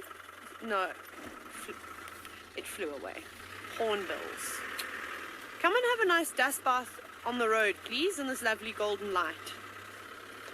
Birds do not like me, they do not cooperate. Oh, what I did see this afternoon was a kukul. That was cool, very briefly. It was quite nice. Okay, I see another impala up ahead. We shall approach slowly, not to startle anyone, and see if there is a herd with it. I can just see one individual for the moment, which I'll show you in a second. There's one ram there. Oh, okay, here we go. This could be her. There's some females, but I don't know if it is the herd. So I'm just going to go up a little bit, and then I'm going to stop, and then we're going to do a little scan. I don't want to get too close. No, don't run away. Just stay there. Everything's fine. We're not a leopard. All is calm. Just reassuring them. Not that they can understand what I'm saying. Of course, I drove over a stick. I'm going to stop here and have a look. We shall look at this breeding herd now and see. Where's the little... Stop it. Okay. Small breeding herd. Definitely seen a ram with nice thick horns. The ewes that typically do not have horns. You can see some youngsters in there too from last season, or from this season. All flittering their tails. Ooh, flies must be biting terribly today. Look at them all, not enjoying themselves. There's the big ram.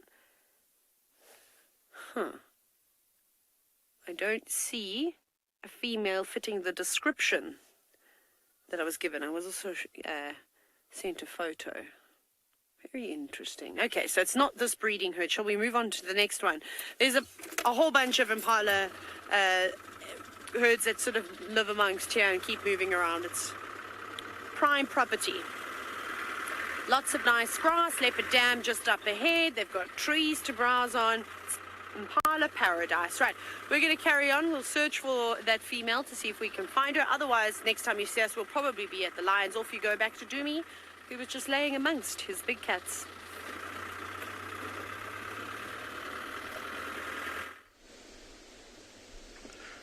Welcome back again, everyone. We're still here with the lions, still lying exactly the same way when you left. They haven't done anything yet. Well, this pride actually knows them. They can sleep for a long time, and also that's why, because they can cover a long distance over the night. So I don't blame them to see them lying flat like this. This is a mountain pride, by the way. They've been here for many, many years. We actually have 2 adult lionesses here, which is a mother and a daughter, and we have 4 of the youngsters here. Each lioness have 2, but they are actually sabarat, not cubs anymore. So we have 2 young sabarat and 2 female sabarat, so which is very good match. So as you can see, this area we call it mountain pride because this is very close to Mountain Lodge. This is where this pride belong to this area. And also we have North Pride, also in the northern part of reserve. And also we have pride call it Bayala Pride, because in the area call it Bayala, so that's where they were introduced.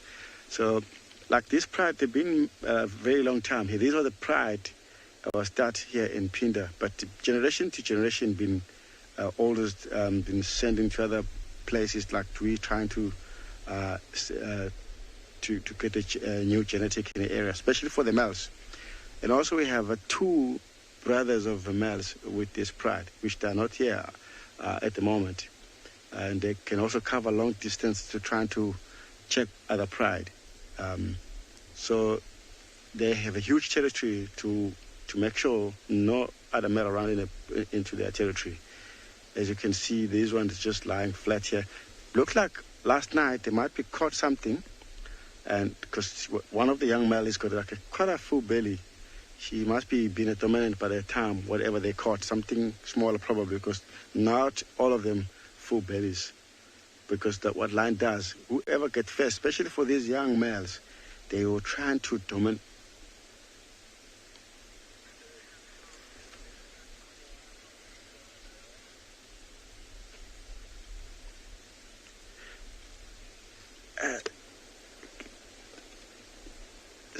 So I missed the question there. But if I'm not mistaken, Rhoda, that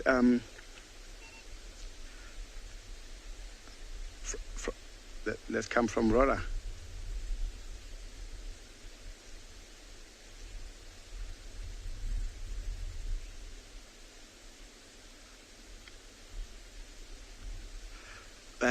Rhoda, I get right your question now. So I've seen a while ago at one of the male lion in the same pride. It was also a mountain pride, and we think he got kicked by a zebra or giraffe, and he lost his canine teeth.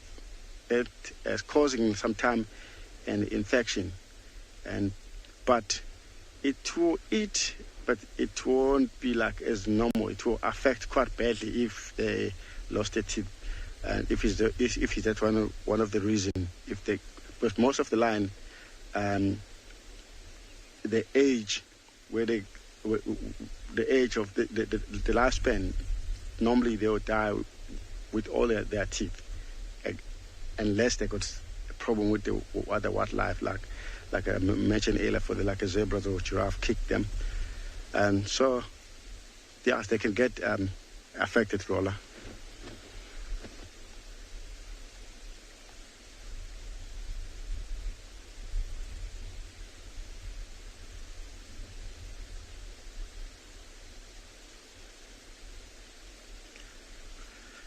looks like they're not actually planning to go anywhere, these lions, for now. And so we'll stay here and see if we come across any lucky. Maybe they will start move around. And in the meantime, we'll send you across to Steve with the bedding in Juma. Just enjoy the guys. Are indeed doing some birding. They've got some wonderful oxpeckers, red-billed oxpeckers, that often will nest in and around watering points. And you'll often, if they're not nesting, you'll often find them hanging around watering points in the early morning and the afternoon, waiting for the animals to come closer, and then they can go land on them. Because obviously oxpeckers are tick eaters for the most part. And the red-billed oxpecker is a bit of a gleaner. They really comb through the fur of the mammals that we have, generally preferring the longer-furred mammals such as kudu, nyala, impala. You do find them in buffalo, of course. And the yellow-billed oxpecker is also very commonly found on the bigger guys such as giraffe, rhino, and buffalo. But you can find the red-billed on them as well. And this fellow's doing a bit of grooming. It's important to look your best.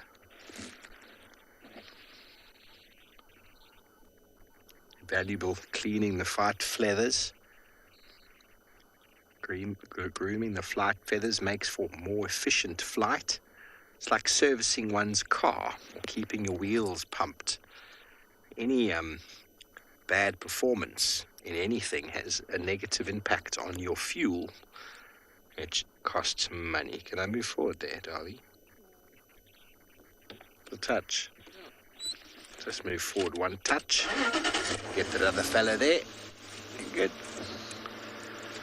Hope that makes sense. So if your flight feathers are a little bit out of sync and not zipped in properly,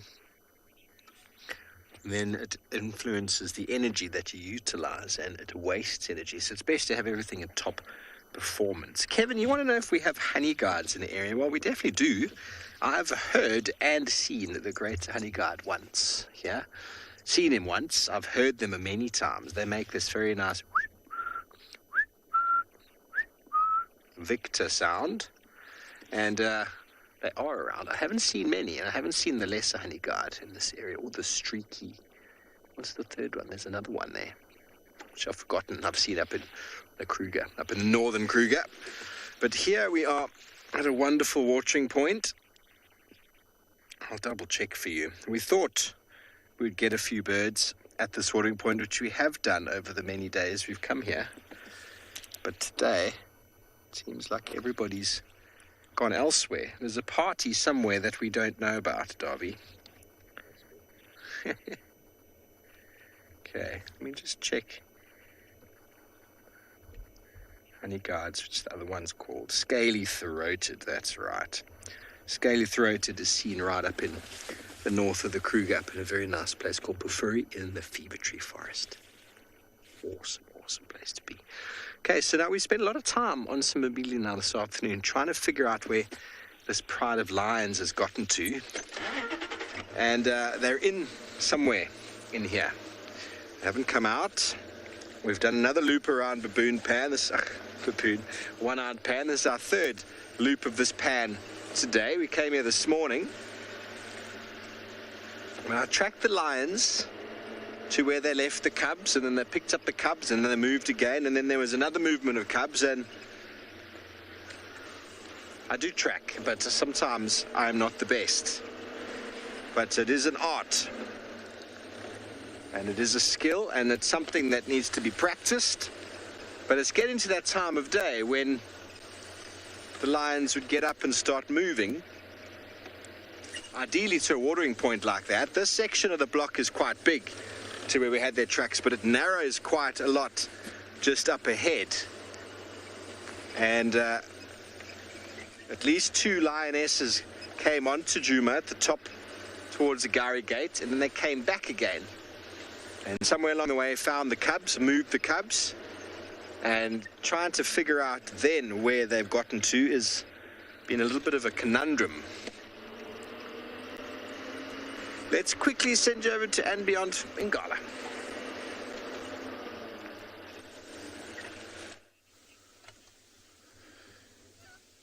No. There's a leopard there. Just moved into the bushes. Sean and Barney found him on foot, so they were walking around here at Kalahari Dam, and he literally just walked straight past all the elephants. I can see the white tip on his tail still from this side, but there is Odie. He's marking his territory. There we go. Straight past. No, left. Yeah. To that. No. Far right. Go right. Right. A little bit more right. Okay, from that bush, more right. Okay, there. Right in the middle of your screen. Zoom. Left. There he is. You can see he's sitting on the game path there.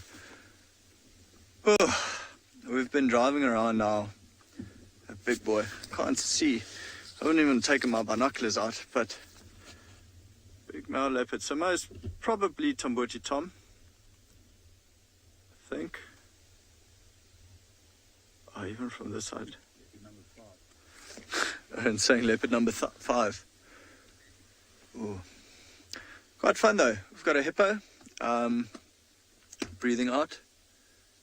Might actually be my Koti male. It's tough to say from this direction. Really, we'll see now if he turns around and the tail. See how he's sniffing.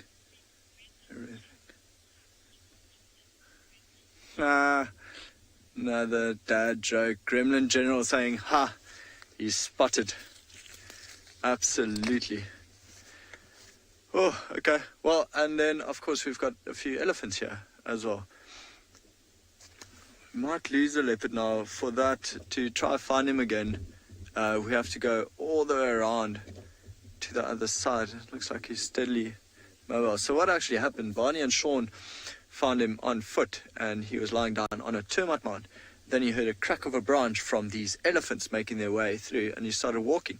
So we were driving around, trying to find him. So we made our way back to the dam, Kalahari Dam.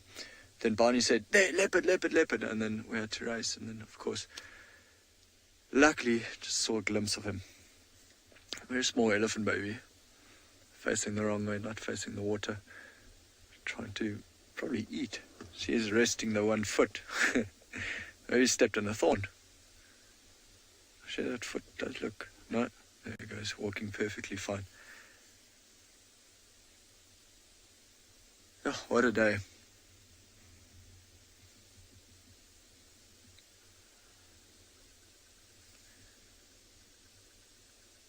Very peaceful here with all the elephants. See there. Tarek saying, what an amazing sighting, even from such a distance. I agree. Sometimes, it's nicer to take in the whole big picture rather than try get everything, close up. And that's quite nice. Odie's zooming all the way out. You can see 5 elephants just moving off now. You can see the ends of their trunks are all wet, so they've definitely taken a drink. But now it's time to go and feed a little bit. So one here at the back, the one we focused on now, she looks like the matriarch. If you had to guess which one's the oldest ones, just see the indentations of the temple. It's actually quite nice now with the sun coming from the front. See, it's quite deeply indented. So she looks the oldest. She's also got a collar on. See the one thing above her head. So that must have been put on ages ago. Of course, just for research purposes, they wanted to figure out how far these elephants will move, and it's good to put it on the matriarch because everyone follows her. You can see the little thing on top of her head there.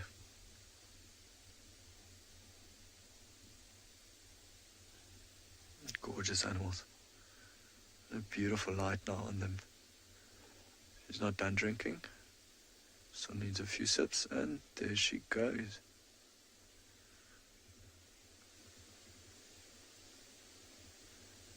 No sound at all as they walk. Could hear them drinking. But when they start walking, the softly padded feet are so quiet.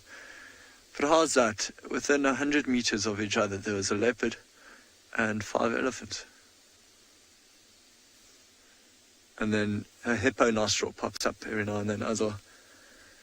Quite a fun afternoon, or actually quite a fun day, really.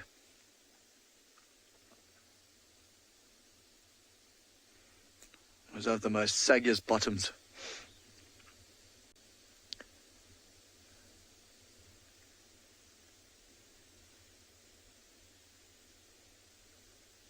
A very peaceful spot to come spend the afternoon.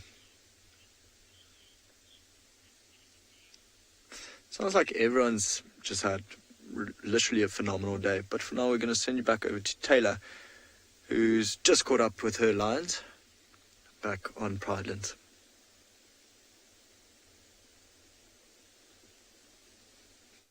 We have been saving this sighting until the sun started to set, which it has.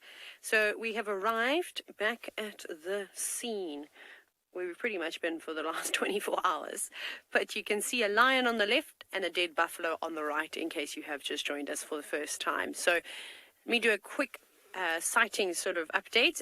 Essentially, there are 3 lions here, 2 young males and a very young lioness. And we don't know who brought it down, but there's also a dead buffalo. So between the 3 of them, they managed to capture some dinner, and they've done a really good job at devouring it. You can see the buffalo is now not in the same position as it was this morning.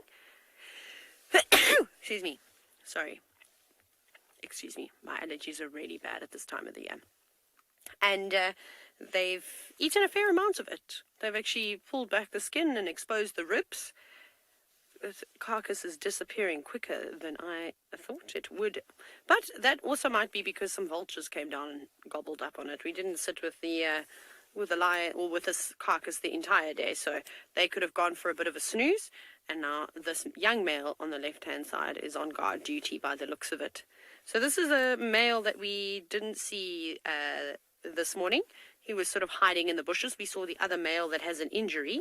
So this is the slightly more timid male. He's just sort of sitting up. So we've parked it quite a distance away. Hoping that he is going to relax quite nicely. So we think we're like, well, I say this, but I'm like 85 to 90% sure that these are the young males from the Ngati Pride, which is the name that we have given to the pride of lionesses that move around here and on Kwenga and on Jajani and possibly even push into Kalahari every now and then. But it's quite a big pride of lions. So he's just resting up at the moment. And I'm sure you'll all be happy to hear that the hyenas have also still surrounded the lions. They're just fast asleep in the long grass. And we'll try and get a view of them at some point. But when we arrived, they all sort of poked their heads up. So hopefully they're going to start waking up too. And let's see if they're brave enough to push these cats off of their meal.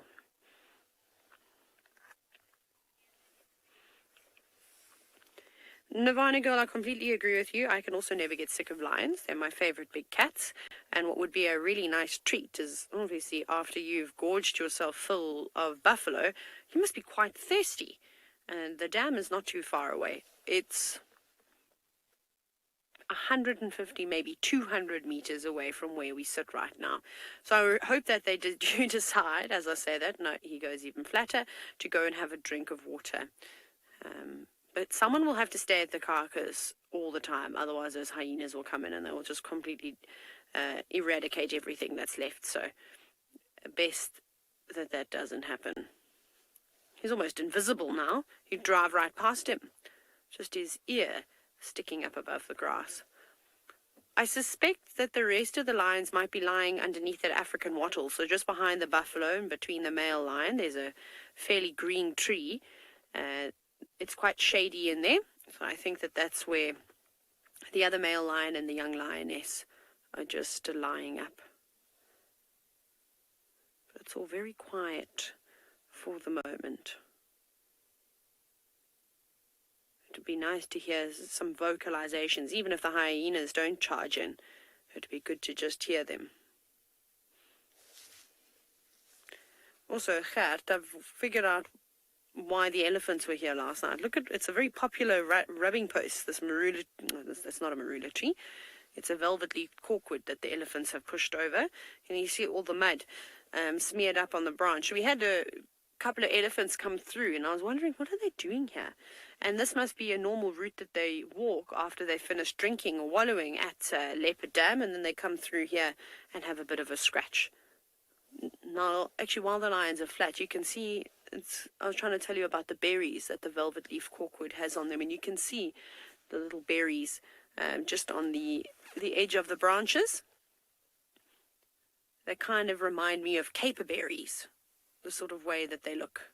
Not particularly big. I've never eaten one. They're supposedly edible, but I won't be climbing that tree to get one.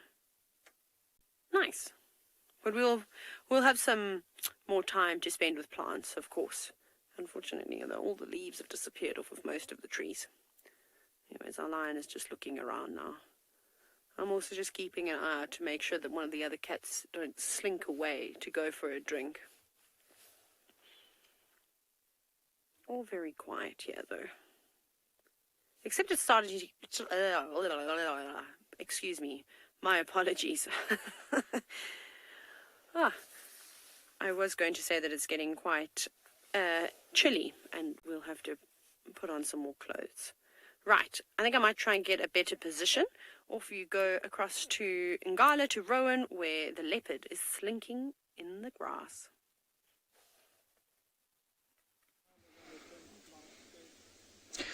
So we came around and we've managed to catch up with this young male, and it is Makoti male.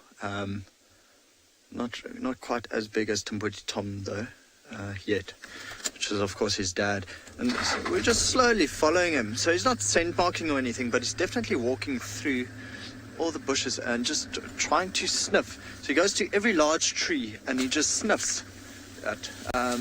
He also looks up the tree, maybe looking for vulture nests, who knows? That is what he's known for, notorious for. I'm going to stop right there. It's quite a nice view. There's just this leopard walking away through the long grass. See the white tip on the tail? You'll see every now and then he raises it up high, and it might be a sign that there are some of these franklins or spur fowls around in the bush, that he just doesn't want them to alarm call at him. Just saying that his presence here is not a threat to them.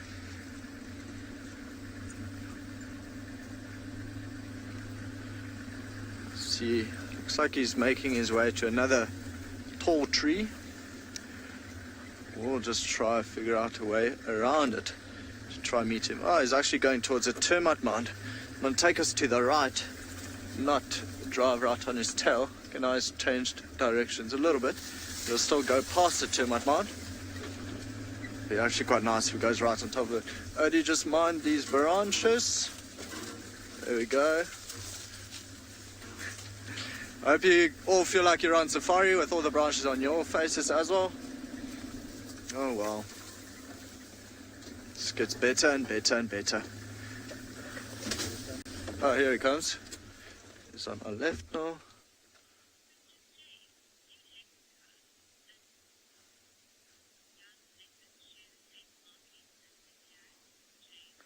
James asking if leopard cubs and young leopards share the same marking as their parents. So James, similar traits, of course, but not the exact same marking. So literally, I don't know if you've ever heard the saying, but every leopard has different spot pattern. No, the saying goes, a leopard can't change its spot. Sorry, not that saying. Anyway, so every single leopard is like a fingerprint, has its own unique spot pattern. So even though, he might have similar patterns to Tambuti Tom or similar spots here or there, he will definitely have his own scent or spot pattern. What he's doing now is sniffing the tree, and it might be that another leopard, either female or male, has scent marked here. And now he's just trying to determine who it is. So it might be his dad, it might be Nyala female, who we left a little bit earlier, it might be a different female from the north. Who knows? He'll be able to tell. I'm pretty sure he'll know the scent of each individual leopard here. of course, we tell them apart by looking at them and or seeing them, especially even seeing their tracks. They'll tell each other apart very quickly by the scent. See, he is very aware of this area. This is where Sean and Barney were following tracks of the Pride. So maybe you can even hear them here. Oh, that sun on him is just beautiful, isn't it?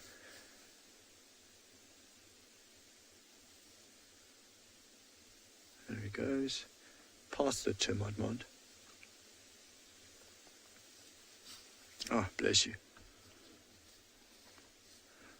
That's interesting. That was a bit of territorial marking. So he's almost getting to that age now where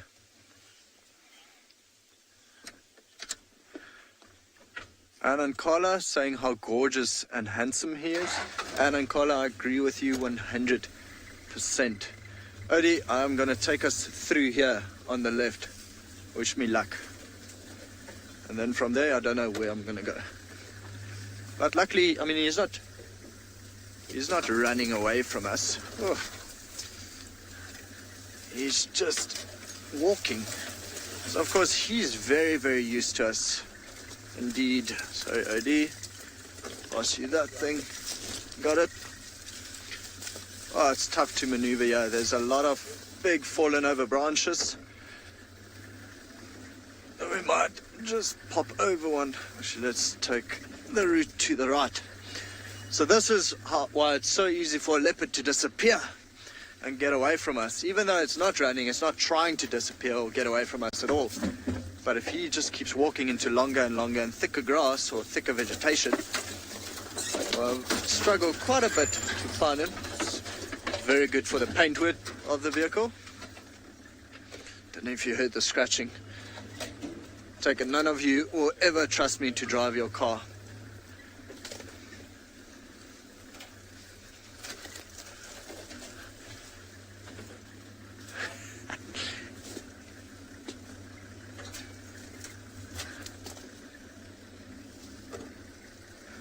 Okay, well, here he is.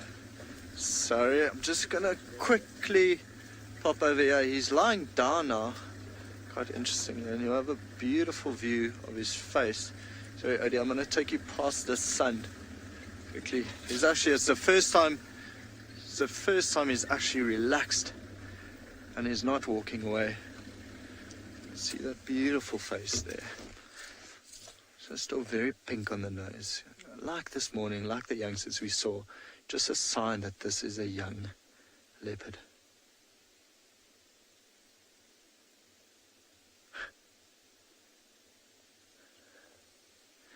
Gorgeous indeed.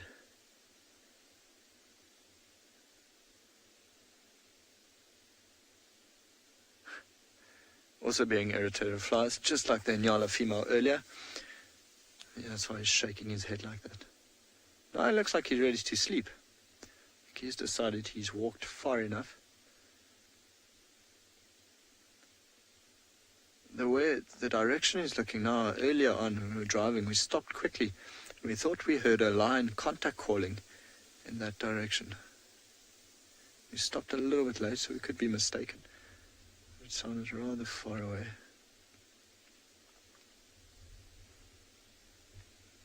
Definitely having a snooze. Aviv, who's 10 years old, is asking, what is the most common place to find a leopard? Aviv, well, today, definitely and beyond Ngala. I mean, this is number 5. But usually the Sabi Sand is really renowned for leopard. Emma's saying I'm very humble. Oh, big yawn. Look at those beautiful teeth. The Sabi Sands is really renowned for leopard, and that's just south of actually Djuma. It's part of the Sabi Sands. They're not too far off from that area. They are known to have a lot of leopard. Okay, there he goes. No time for a long snooze. So that tail is exposing the white. So definitely not hunting. Just walking around for now. Not trying to hide or trying to stalk anything. He's just having a nice stroll through the bush.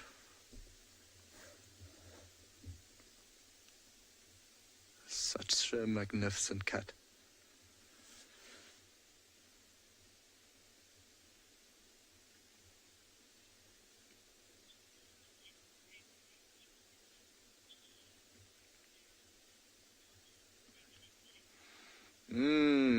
Dinner. Okay, it sounds like Steve is looking at a whole herd of impala, so we're going to send you over to him on Juma.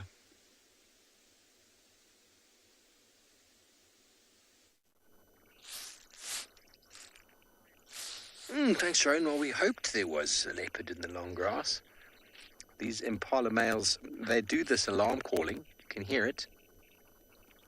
And then they chase each other around. It's kind of like a displacement when they fight. They're like alarm calls so that their friend who's trying to fight them ends up leaving him alone, and then they look left and right. That loud sound.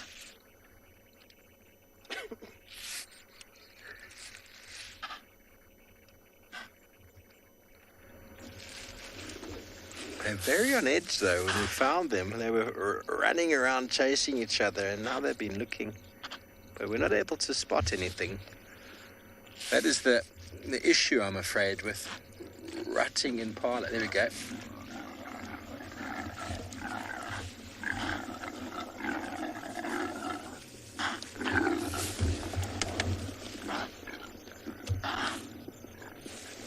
These boys are going now, Darby. Oh, there we're going to go. It's like a bar fight. It just suddenly kicks off. It's ridiculous. They're pretending that nothing's happening. They can't go close to each other, these boys. They are so highly testosterone driven at the moment that they keep this distance between each other. And then they alarm, you see. It's the displacement that they do. They alarm and everyone looks away, and then suddenly they just try and smash each other. It's really quite funny. It reminds me of my brother when we grew up. He always try and distract me in some way and then smash me on the other side. I love you, Greg, if you're watching the show, by the way. Do learn a lot from our siblings, don't we, everybody?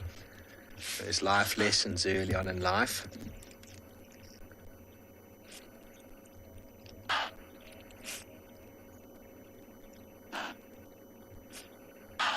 Now, we were expecting Shadulu to pop out in this sort of area, so these guys are really confusing us right now.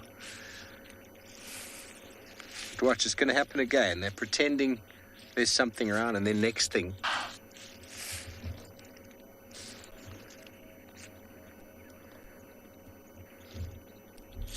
I've missed the majority of the rut.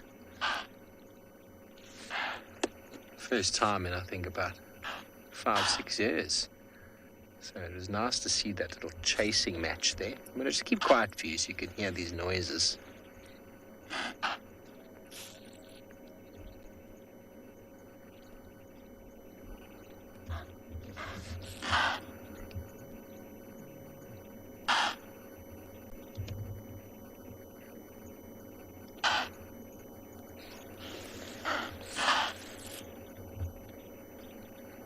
Those guys are really looking over there. Those guys are really looking. Excuse me. These two are really looking, unless they are just pretending. Oh, Clutch, what's going on with you? They are really looking, and one's having a poo, so he's not really looking. The other two are. Right in here. This is a very nice area for Shadulu. And if she gets spotted, or they get spotted, they normally slink away. They normally slink away.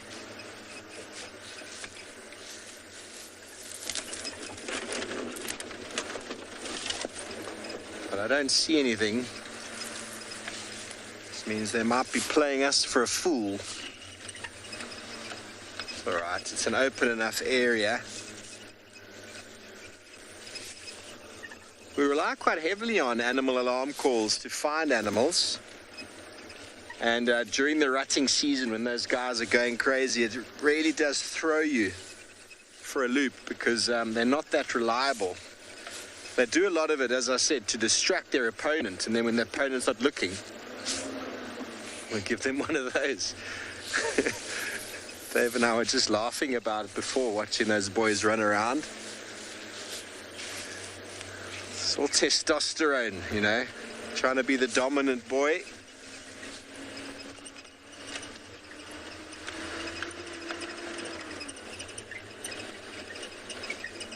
Oh, very good. Well, it sounds like Taylor's lioness is still eating the buffalo, so send you back over there for their meal.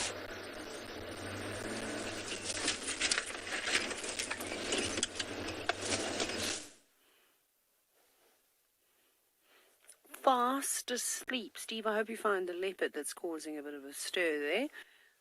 But our lion has not awoken, unfortunately, nor have the hyenas. It's actually very quiet. And the only thing that was awake was a vulture, but it's now flown away. So we're here just sitting, watching sleeping animals, which is making me start to feel a little bit tired. No, I'm just joking. That was all fake. I'm not tired. I'm ready and raring to go. Are you, Gert?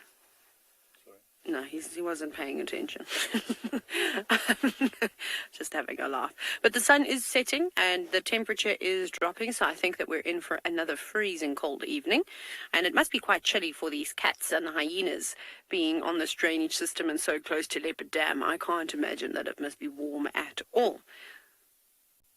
But I think that they've been feeding for most of the day. Just by the look of that male lion's tummy, it seems that he has been feasting, so he'll probably sleep much throughout the evening, maybe. It hasn't been particularly warm today.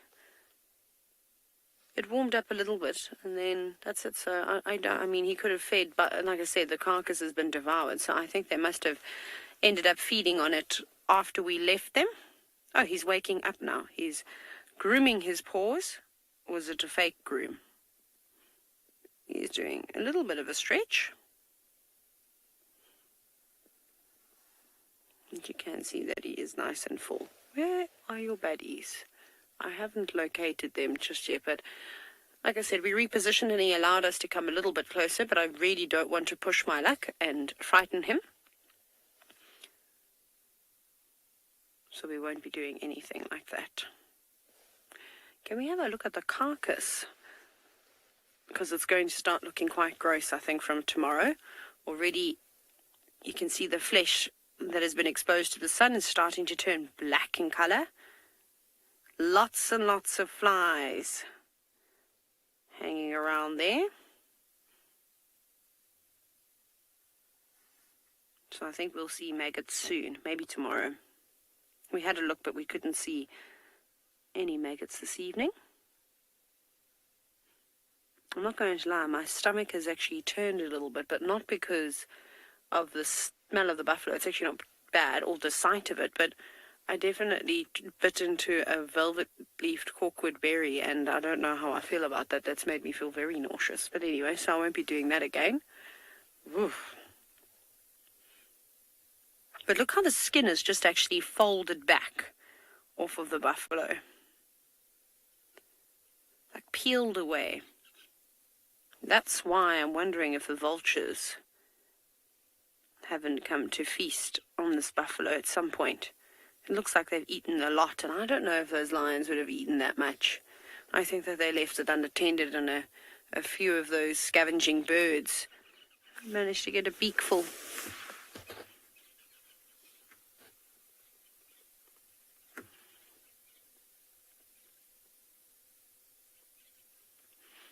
But they didn't even try and hide it. Or they tried to hide it a little bit. They've actually dragged it underneath a tree. So, not that it's got any leaves on it.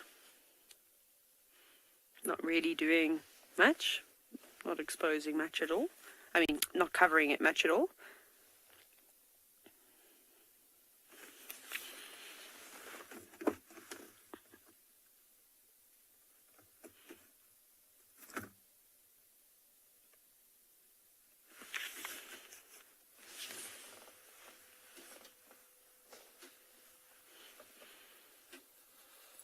think we might be having some technical issues. I do apologize.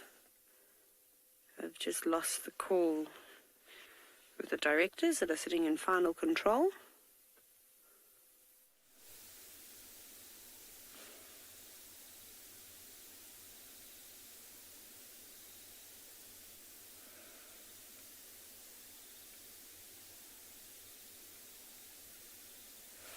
Termite mound, where it is now. So what we're going to try do very quickly, I don't know, maybe it was a warthog that ran into the termite mound. The inside, now he's just waiting for it to come out. Maybe. What we'll try do is actually reverse out of here and see if we can get a view from the other side. This should only take about 10 seconds. It'll be very, very quick. But you can see all his attention is focused on the right-hand side. So very, very focused. But it was, I mean, we've been slowly ambling along, you know, slowly following him. And then, boom, just this rapid burst of speed. And he ended up here. It was just a beautiful view. I mean, this is exactly what you want from a leopard. How's that, AD? Absolutely gorgeous. I don't think he was chasing a warthog. It doesn't look like it if he had to.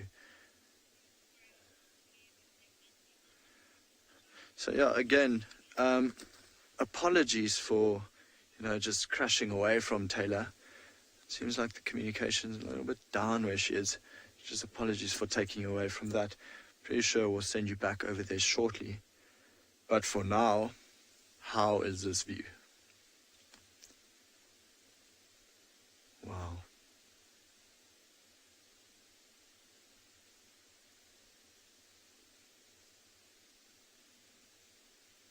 I think whatever he was chasing might have ran away in the direction that he's looking.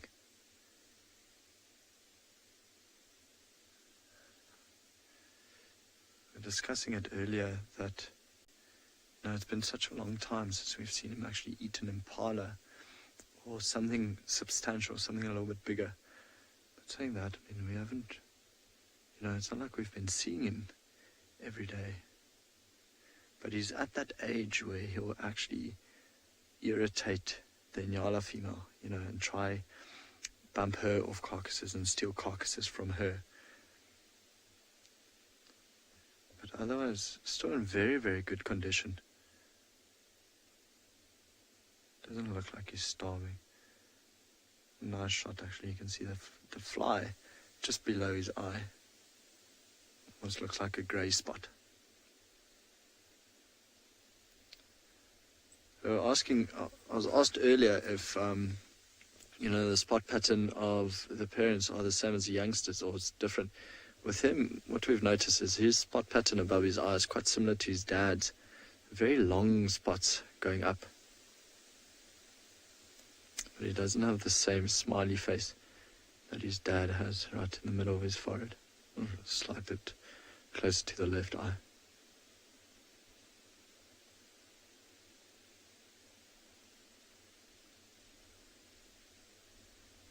Just listening to everything the bush is telling him.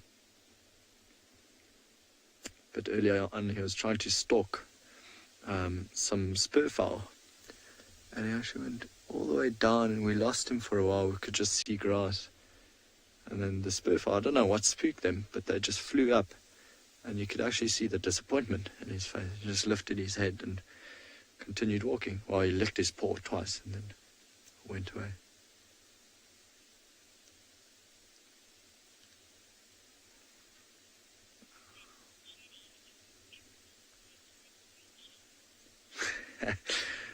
Jenny is hoping that all of you, everyone, is taking their screenshots. Jenny, you're right. That's definitely a screenshot moment.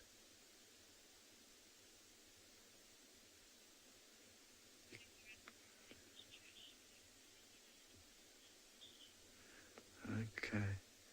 We'll search it for a while. You know, if he goes off further to the left, it might be a bit tough to follow him. There's a slight riverbed there. But we'll try to keep up with him as much as possible.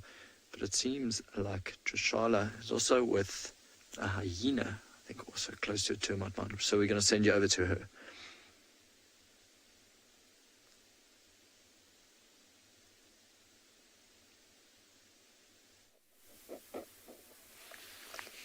And this hyena is very nervous. It has been staying very still and just watching for quite some time. Also, I don't immediately recognize it. If you know who it is, please let me know. It also may be pregnant. Its belly is looking quite round, but it's not. It's not the I've eaten so much round.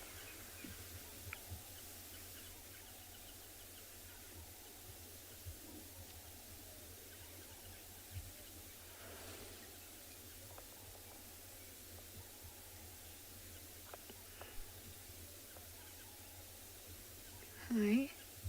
Very distinct tent-like pattern on that left shoulder that BK is showing you.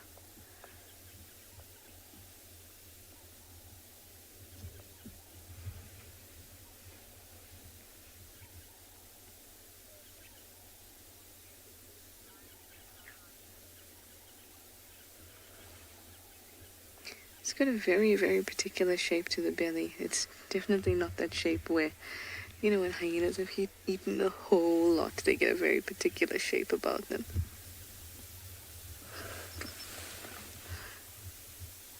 Very nervous by every sound that a lapwing makes.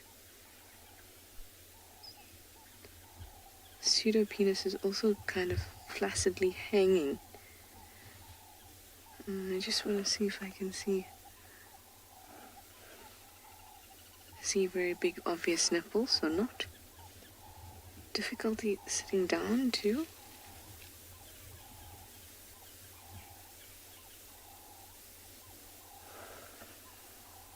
Anybody know who it is yet?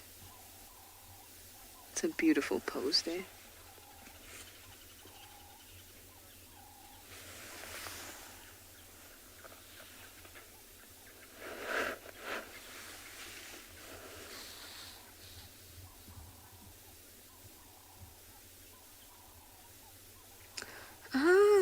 This is Falco. I haven't met Falco before.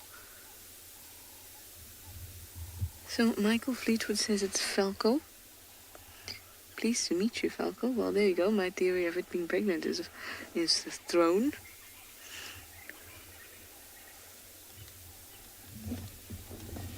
He's very dark.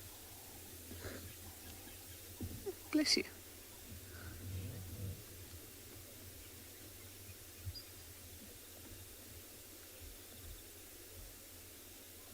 See, he's quite well built for a male.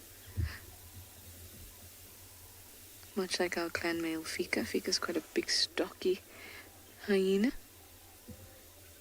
And this guy Falco here is also quite stocky. I know that Falco was named after Steve.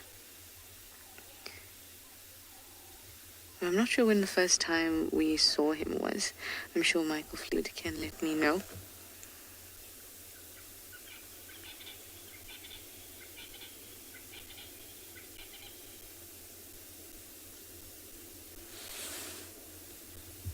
It's almost a little bit of red underneath that ear. Maybe that is the reason for your beach ball of a belly. You've been eating, but have not distended yourself quite.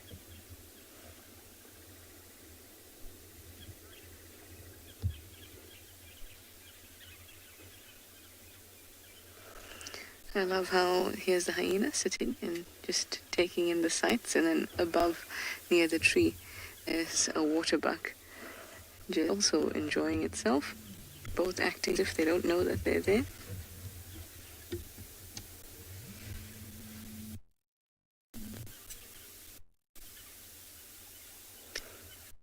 I don't see you, you see me.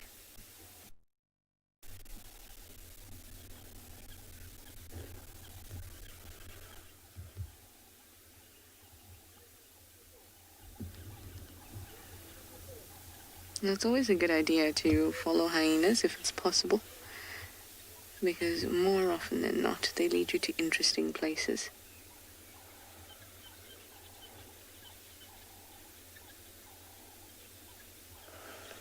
I feel like he needs a hug. Poor monkeys were alarming at him, which is what first got my attention. Nancy, you say so fluffy? He really is fluffy. He's got quite a mohawk going on. Really nice color. Well, this was awesome. I have not seen or met a falco before. Exactly. Prashant, you say he looks a little bit red, maybe from a kill. There's definitely some red underneath his chin there. But he's got quite an orangey color to him. Especially on that mane. Quite a fluffy belly.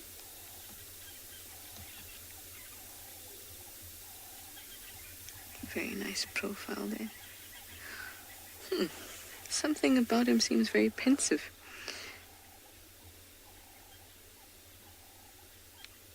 Very contemplative indeed. I suppose there's no better place to,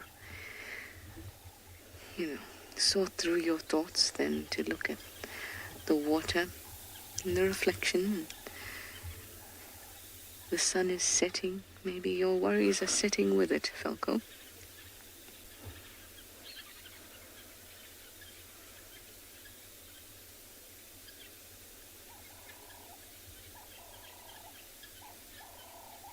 He looks super, super peaceful. He's very tentative about anything that he did. Oh, there's a nice shot of your face. But he seems to have settled down.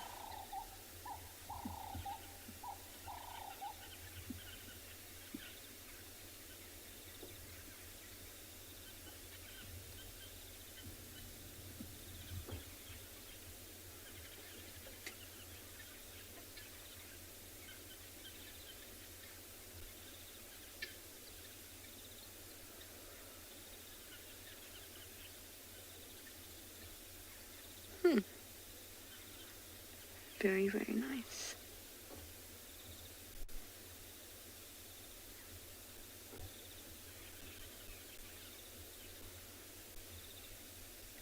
Now is my favorite time of the drive, when the potential for predators to be found is just that much greater.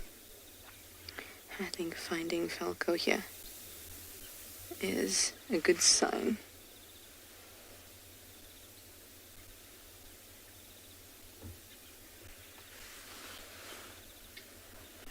I like popping over to this side of the dam because you hardly ever come this way. And it gives you a nice perspective of these open plains. Moino, you'd like to know if he's one of the lesser seen hyenas, or have I just not seen him? In general, clan males are seen less often than females because females are higher ranked, so with carcasses and things like that, they're usually the first ones there, and at dens we see them a lot. So the clan males are usually immigrant males, except for those ones that are cubs and born into the clan, and we don't see them as often. Now, Falco is new to the clan, so I in particular haven't seen them. I've seen all the other clan males, so he's new and I haven't seen him.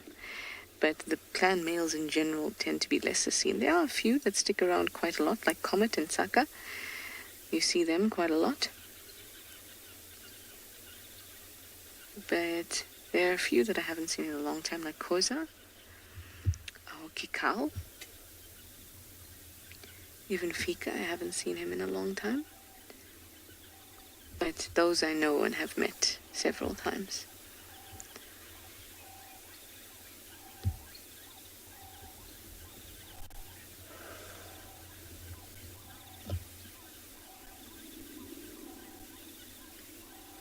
I'm now going to be listening out for the signs of the night.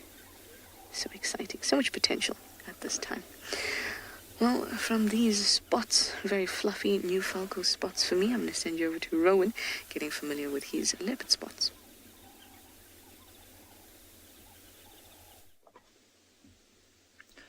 Okay, so our young male is he's not asleep yet, but he's resting. You can see that the ears are still twitching in different directions, so definitely taking in every single sound around him.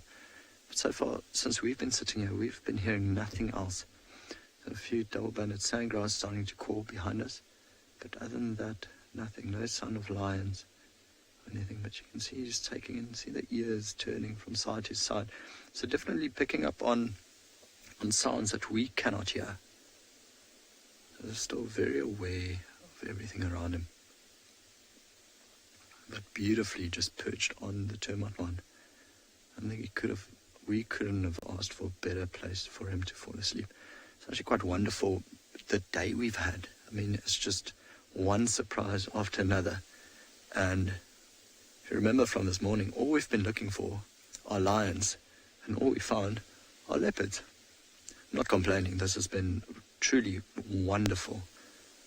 Absolutely wonderful. But it's quite nice that, this morning we found the two TRISHALA youngsters on a termite mound, and now we get to end the day the Makoti male also on a termite mound.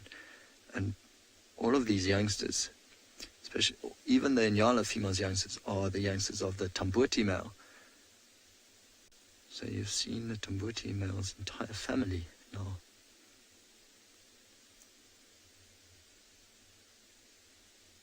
A beautiful pattern.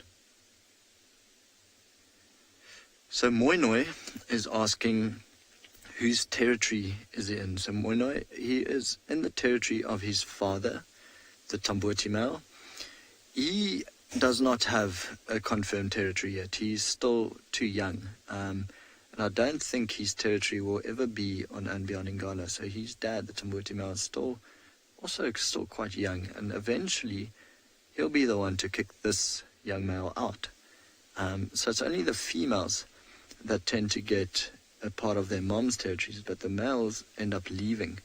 So it'll be interesting to see what happens, where he goes, if he goes east, north, west, south, where he tries to set up his own territory. So he's going to become nomadic, probably at the age of 3, and they could move enormous distances.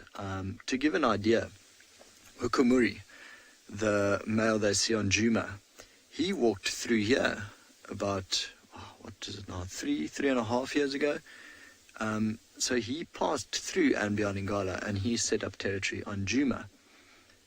So the Makoti male has got no territory just yet. But I'm hoping that someday he does. He also had a brother who we never named. His brother left probably about 5 months after their mom died, the black dam female. So no idea where he went. Shame, yeah, rather soonish. Oh, there we go. Something sparked his attention in this direction. Let's see, he might just give us a yawn.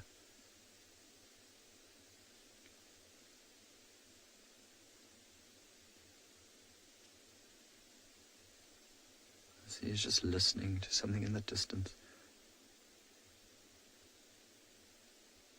So yeah, Moinoi, no confirmed territory yet. He's not big enough just yet. He's to get a little bit older.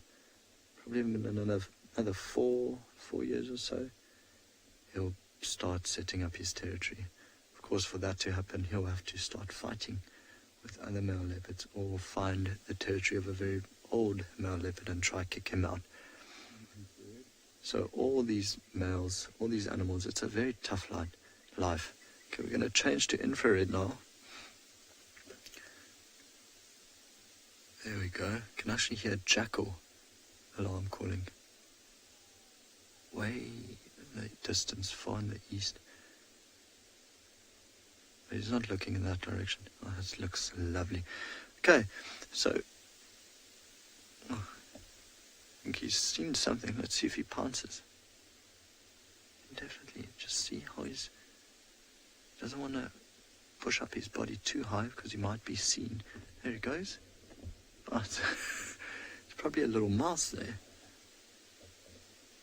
So there was just something in the grass that caught his attention.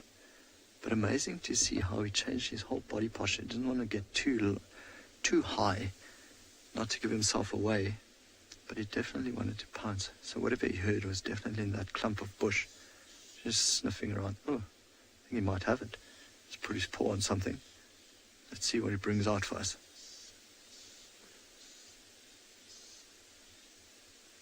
The tail. Oh, don't know what it is. Whatever it is, oh, it might actually be a snake. Yeah, he didn't enjoy that too much. Okay, so something there gave off a bit of, you could see how he came out there, shook his head. So it's like something gave off a bit of maybe a slight poison that he didn't like, or a bad smell. So we're going to try follow him. It's very thick in there. We'll try find our way around and find him on the other side.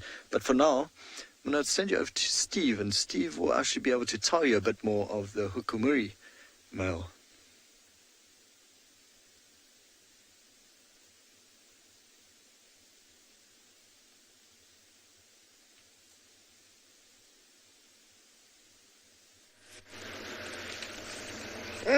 Hukumuri. Was there a question about the hook? He's a wonderful male leopard. Everybody refers to him as the gangster. Came in from the west, right at a time when I just started here. I was here for a few months, and Tingana was looking quite ill, looking quite sort of... Tingana really went through a bad period, and it was just around the time Kalamba was a small little cub, and we had lots of concern. Everybody had lots of concern. Hukumuri was the what was the word? From the west, the interloper from the west. It was quite dramatic. And then he chased Asana a few times, who was the coolest, and still is the coolest male leopard in the world. And then further down south, they had an interaction, and Hukumuri nearly lost his eye, we believe, from an interaction with Asana.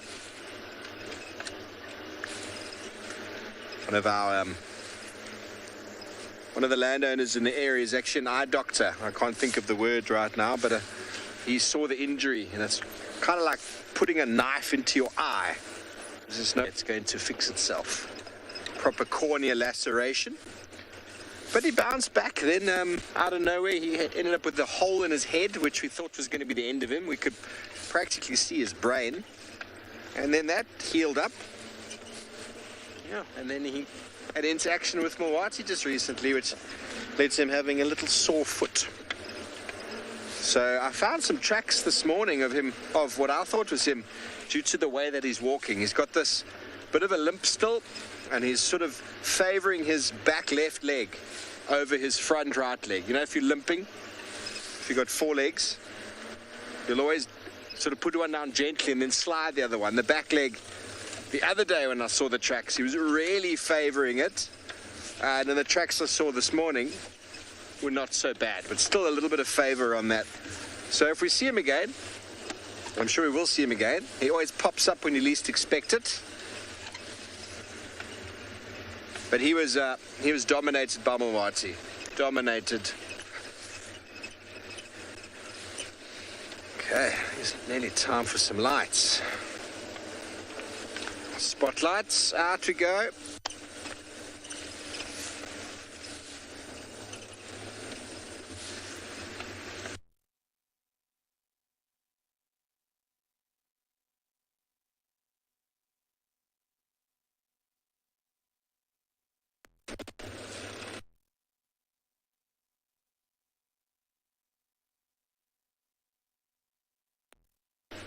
Was quiet. No idea why.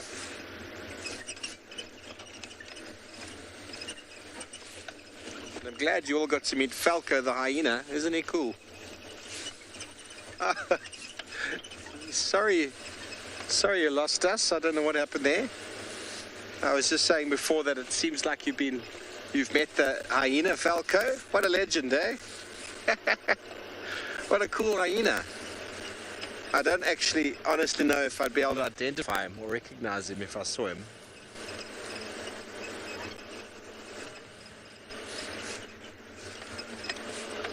Okay, spotlight is out. This is the time of day when we hope to see nocturnals, owls, genets, civets, African wildcat, leopards, lions, hyenas. We've got leopards on the list already, hyenas. I think there was lions at some stage as well.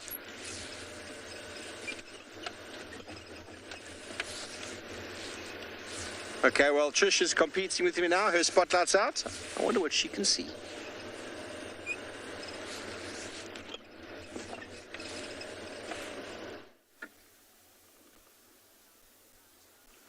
I can't compete with you when it comes to spotlights, Steve, because you are in fact the Spotlight Steve. Spotlight Trish just doesn't have the same ring to it.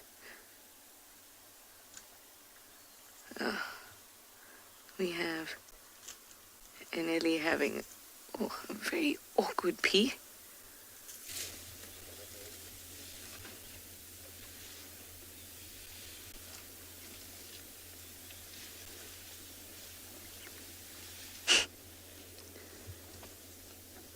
That is a very subtle push. That is a lovely shot. It almost looks like a shadow of each other. Tusks look so similar. Oh, and there's a little one that wants to say, I want to be the third in this shot.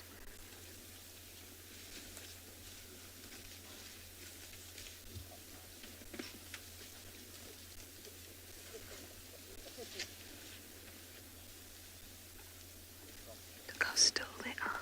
I love when they do that and you just know that they're listening. Communicating, so much chatter going on that we're not understanding, that we can't even hear or recognize. What have you guys found there? Maybe some water? It's quite high up from the water table.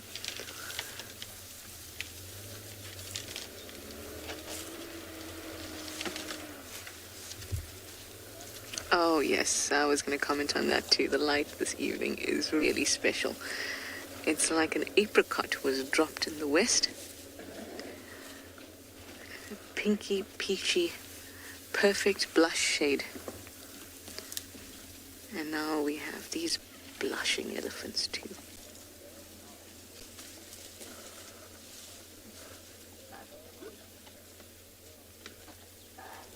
Alarm call. These guys are not reacting. It's in this drainage. Okay, they've heard it. Hang on. Steve, is that you in front of me?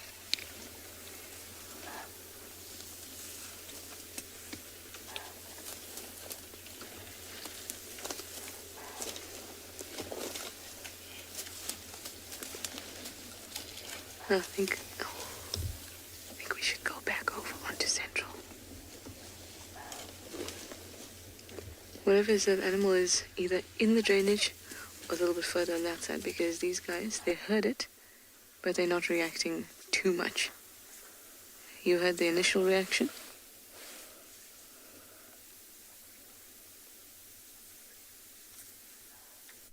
Okay, let's turn around, guys. Let's turn around and get back onto that dam. Onto that dam wall.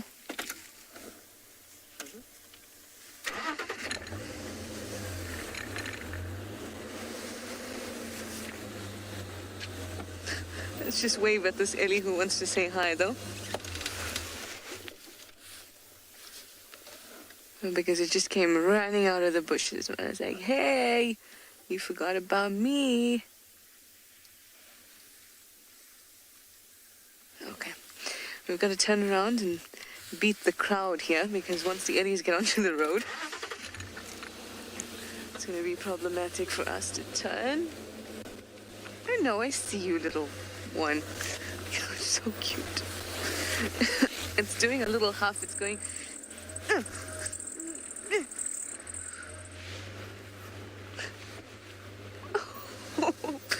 BK, I'm sorry, but please can we just look at this?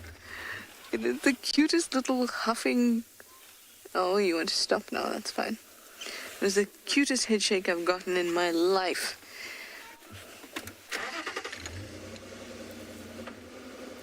Ooh, yes, Steve has a bush baby. Let's go and have a look.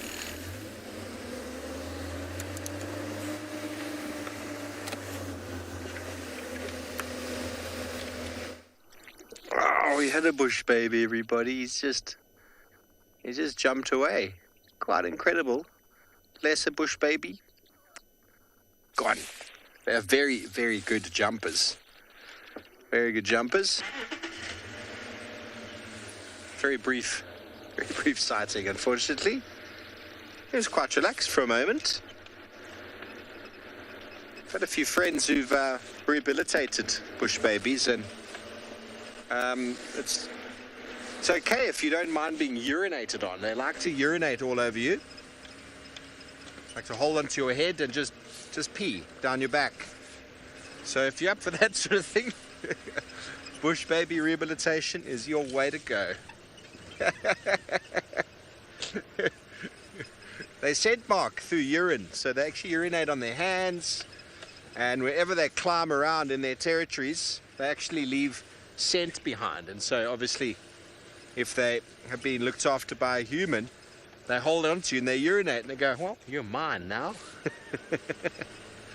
They're very cool animals, little galagos, galago.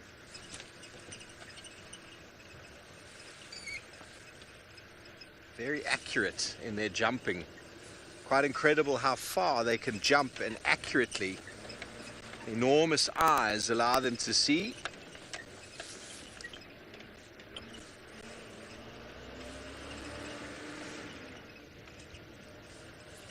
Sorry we weren't able to show him to you, or her.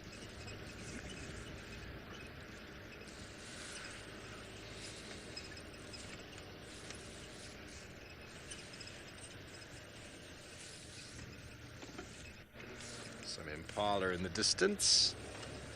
Oh, the Ellies have been through here.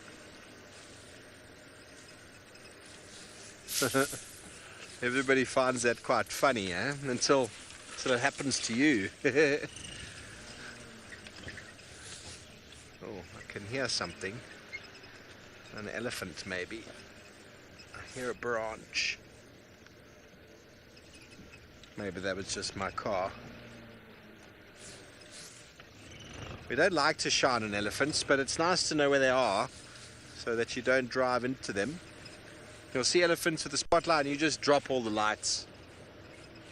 They don't like artificial light.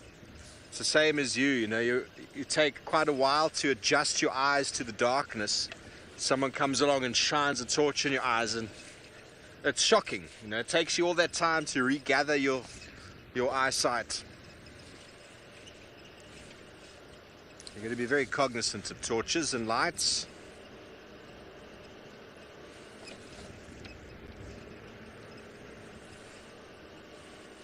Okay, well, we're going to go up to quarantine, the open area there close to camp.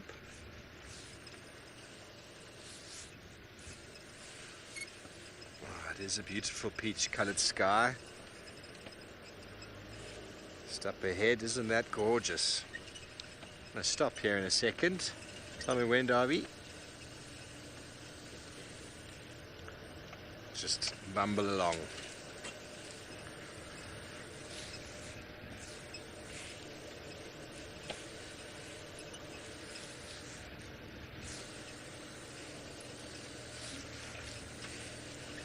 We share the dawn with you, we share the dusk.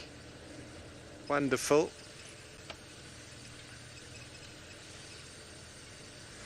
Peter, you like a night drive because of the colours towards the end. Yes, indeed. And winters are an amazing time. It gets dark so much earlier. So much colder. I mean, the layers that we got on now is it's quite ridiculous when you compare it to summer. But summers are a very different story altogether. I think the seasons is what keeps it interesting. It's always the same. It lose a little bit of its magic. If you hear all the time, never really lose its magic. Okay, well, Trish is following up on some alarm calls. She's an infrared as well, so let's go see if she's had any luck.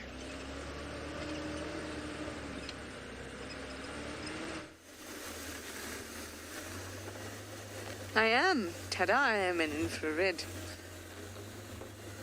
And I haven't heard anything just yet. Let's listen.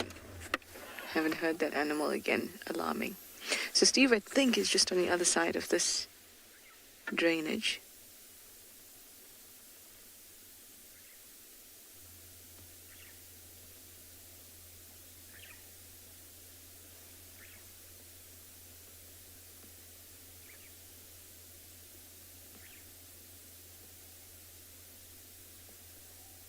Something, but it's too large. The elephants were also in this drainage, or on the other side of it. Maybe we just stand by here for a little bit and scan around.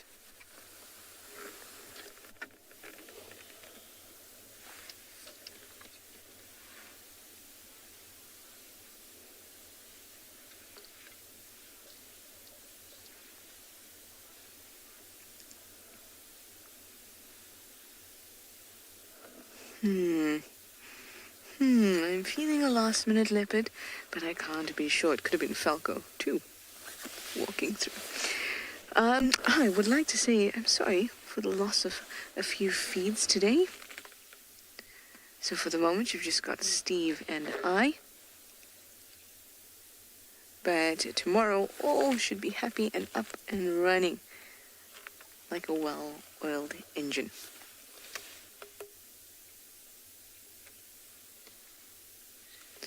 I think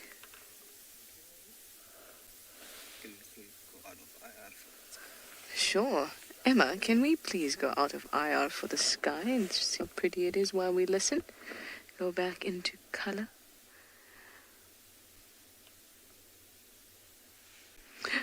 Take me into Oz, BK. Put us into color.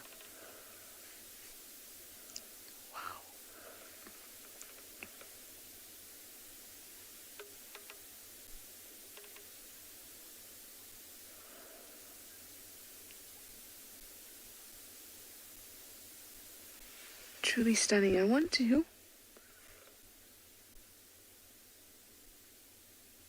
Well, those are definitely elephants that I hear. And if there was something that they saw and heard in this drainage, there would have been a lot more of a commotion. I think those alarm calls might have been at Falco.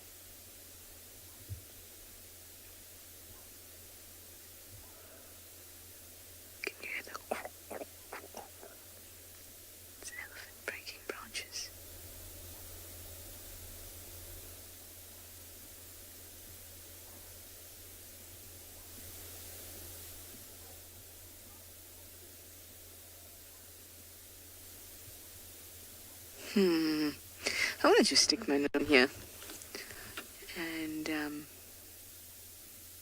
have a quick look.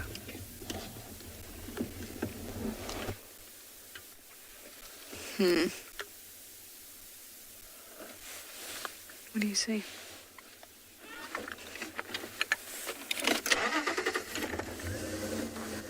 My gloves are on. I'm double jacketed.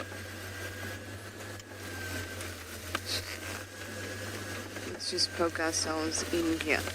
So leopards are not noisy creatures. They're very silent, very stealthy.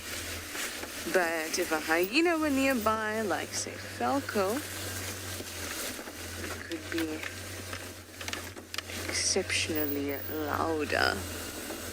Especially if he has a kill.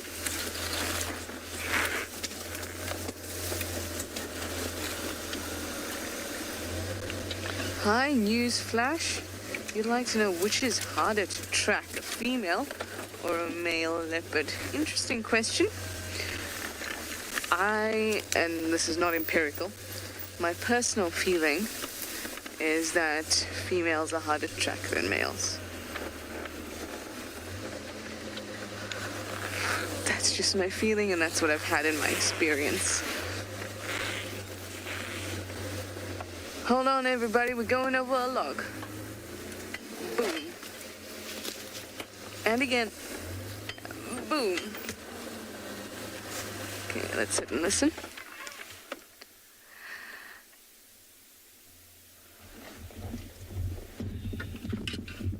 It's at that little pan there.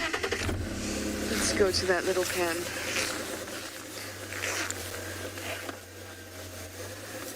I find that females just, I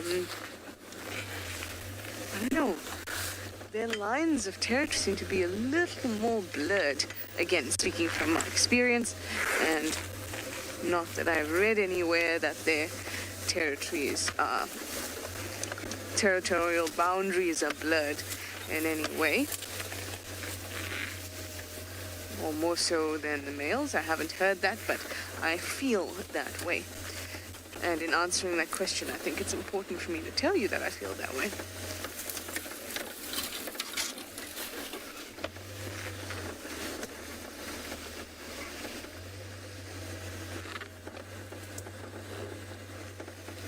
Males just seem to, apart from the fact that their tracks are larger, okay, it is,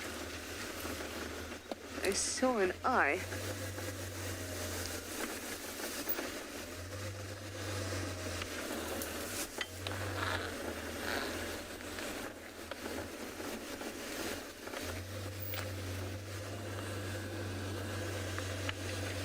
Let's just go down to this little pan.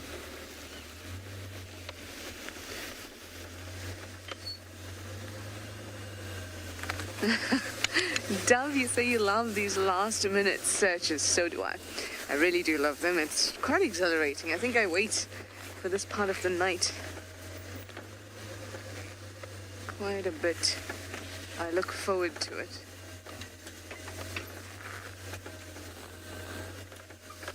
Nope, it's the next part. Oh, things are different in the dark. Oh, sassy Cassie. Don't you say stuff like that. Get my blood pumping. She says last minute chameleon. Anyone for last minute chameleon? Yes, me please. Let me send you over to Steve and see what he'd like as his last minute animal. I think it's scrub hair.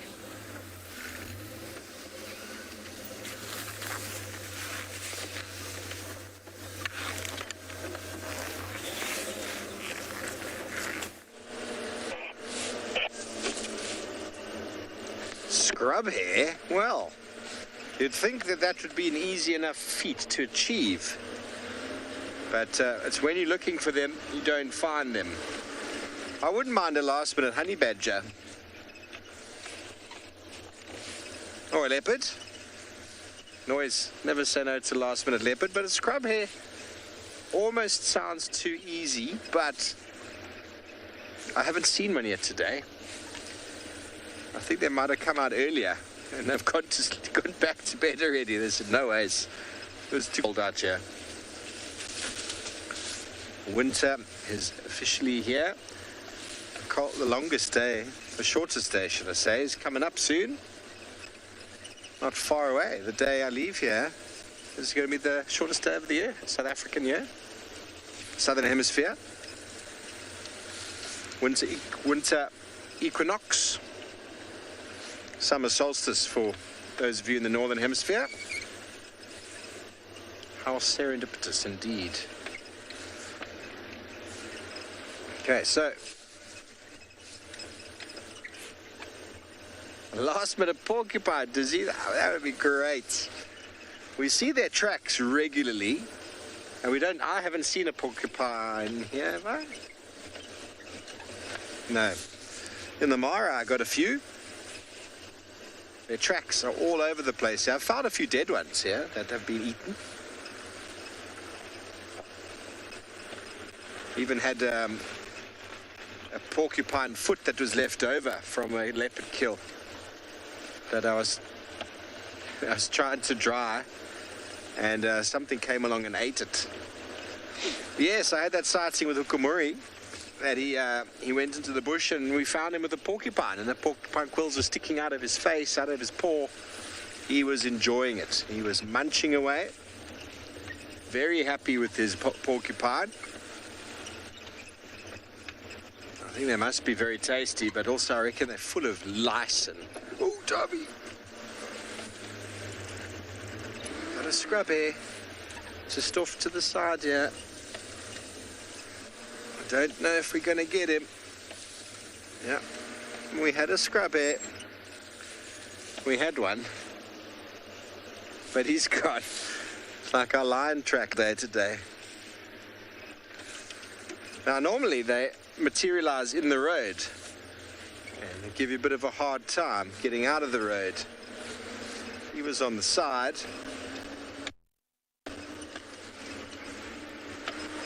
Okay, well, we're coming onto a road now called Zoe's, which is a very, very popular road for our lions and leopards alike to move along.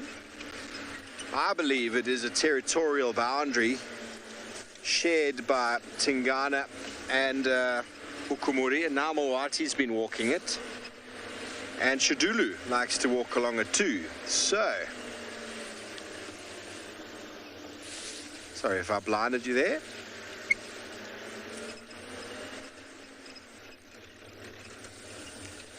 There's a marula tree right at the end of this road at the junction that every cat that arrives goes and visits.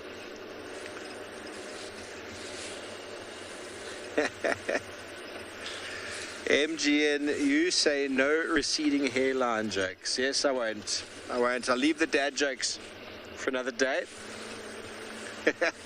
I don't think I've cracked a dad joke since I've been back.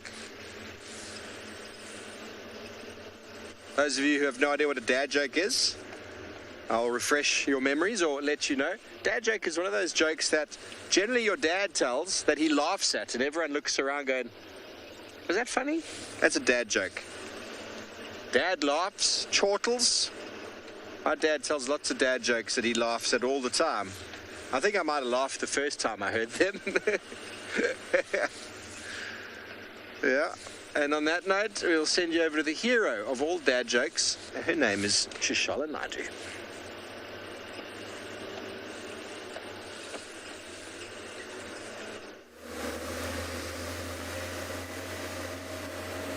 I mean, I enjoy myself a dad joke.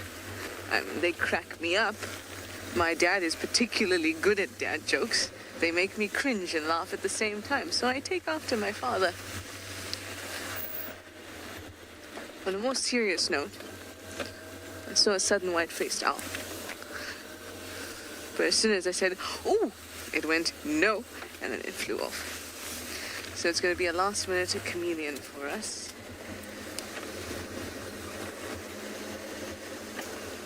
I can see the lights of Steve coming along on the other side of Gallagher Pan. No, don't, is he going to race me to Gallagher Pan to try and get the chameleon?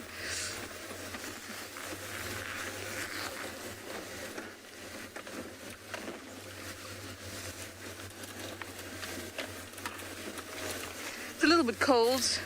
I'll have to speak to my friends of the Cameleo Delepus type. That's the flat-necked chameleon, good one. And ask if they can make a plan for me and come out this evening. Let's see. How many minutes do we have left, Em? Oh. Thank you. 5 minutes. 5 minutes.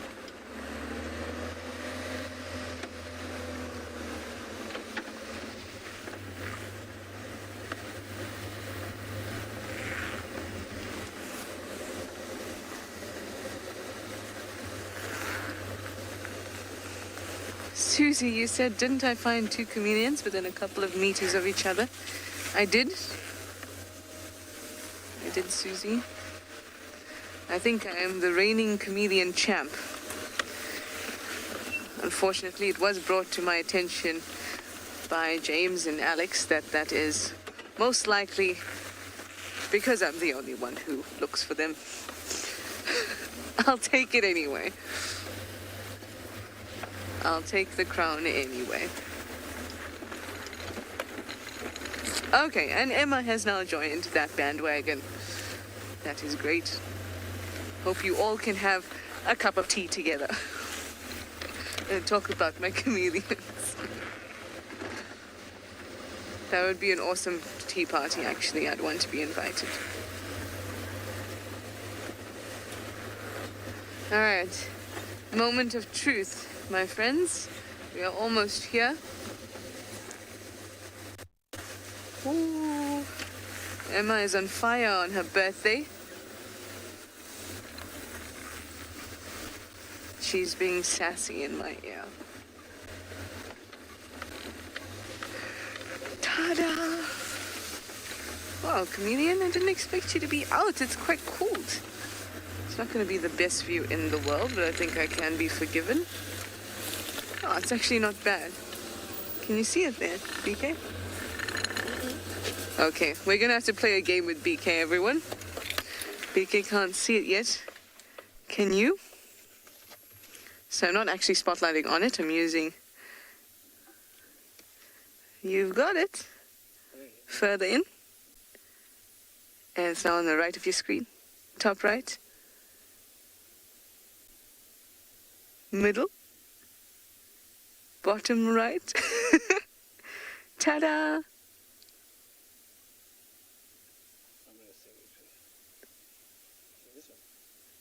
Yep. You just need to, it's behind that leaf though. Okay, let me.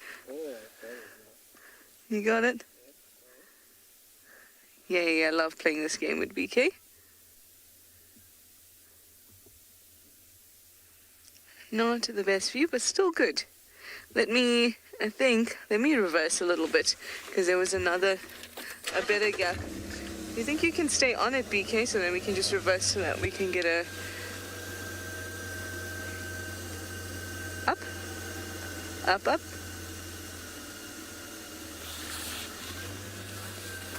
Oh, there we go. That's a nice one right there. No, you're... there we go. Ta-da. All right, now I need to turn the car off. Whoops. There we go. Couldn't do it by arm. Ah. There we have it. After much playing around, I'm sure you guys didn't spot it initially as well. Some of you must have though, and I'm sure they'll get a gold star. But there it is, our chameleon friend being very nice to us. Just gorgeous.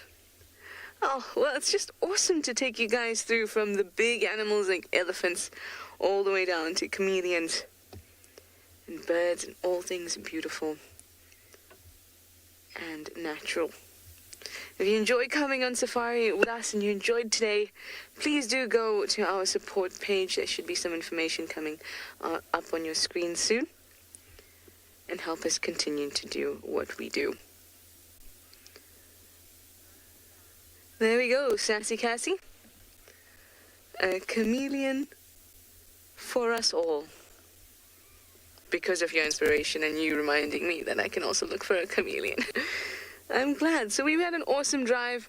I know we lost the other feeds just at the end, but everyone will be back in action tomorrow morning, and we still had some wonderful content from them. So firstly, happy birthday, Emma, from everybody, and thank you guys for your questions and your comments. See you in the morning.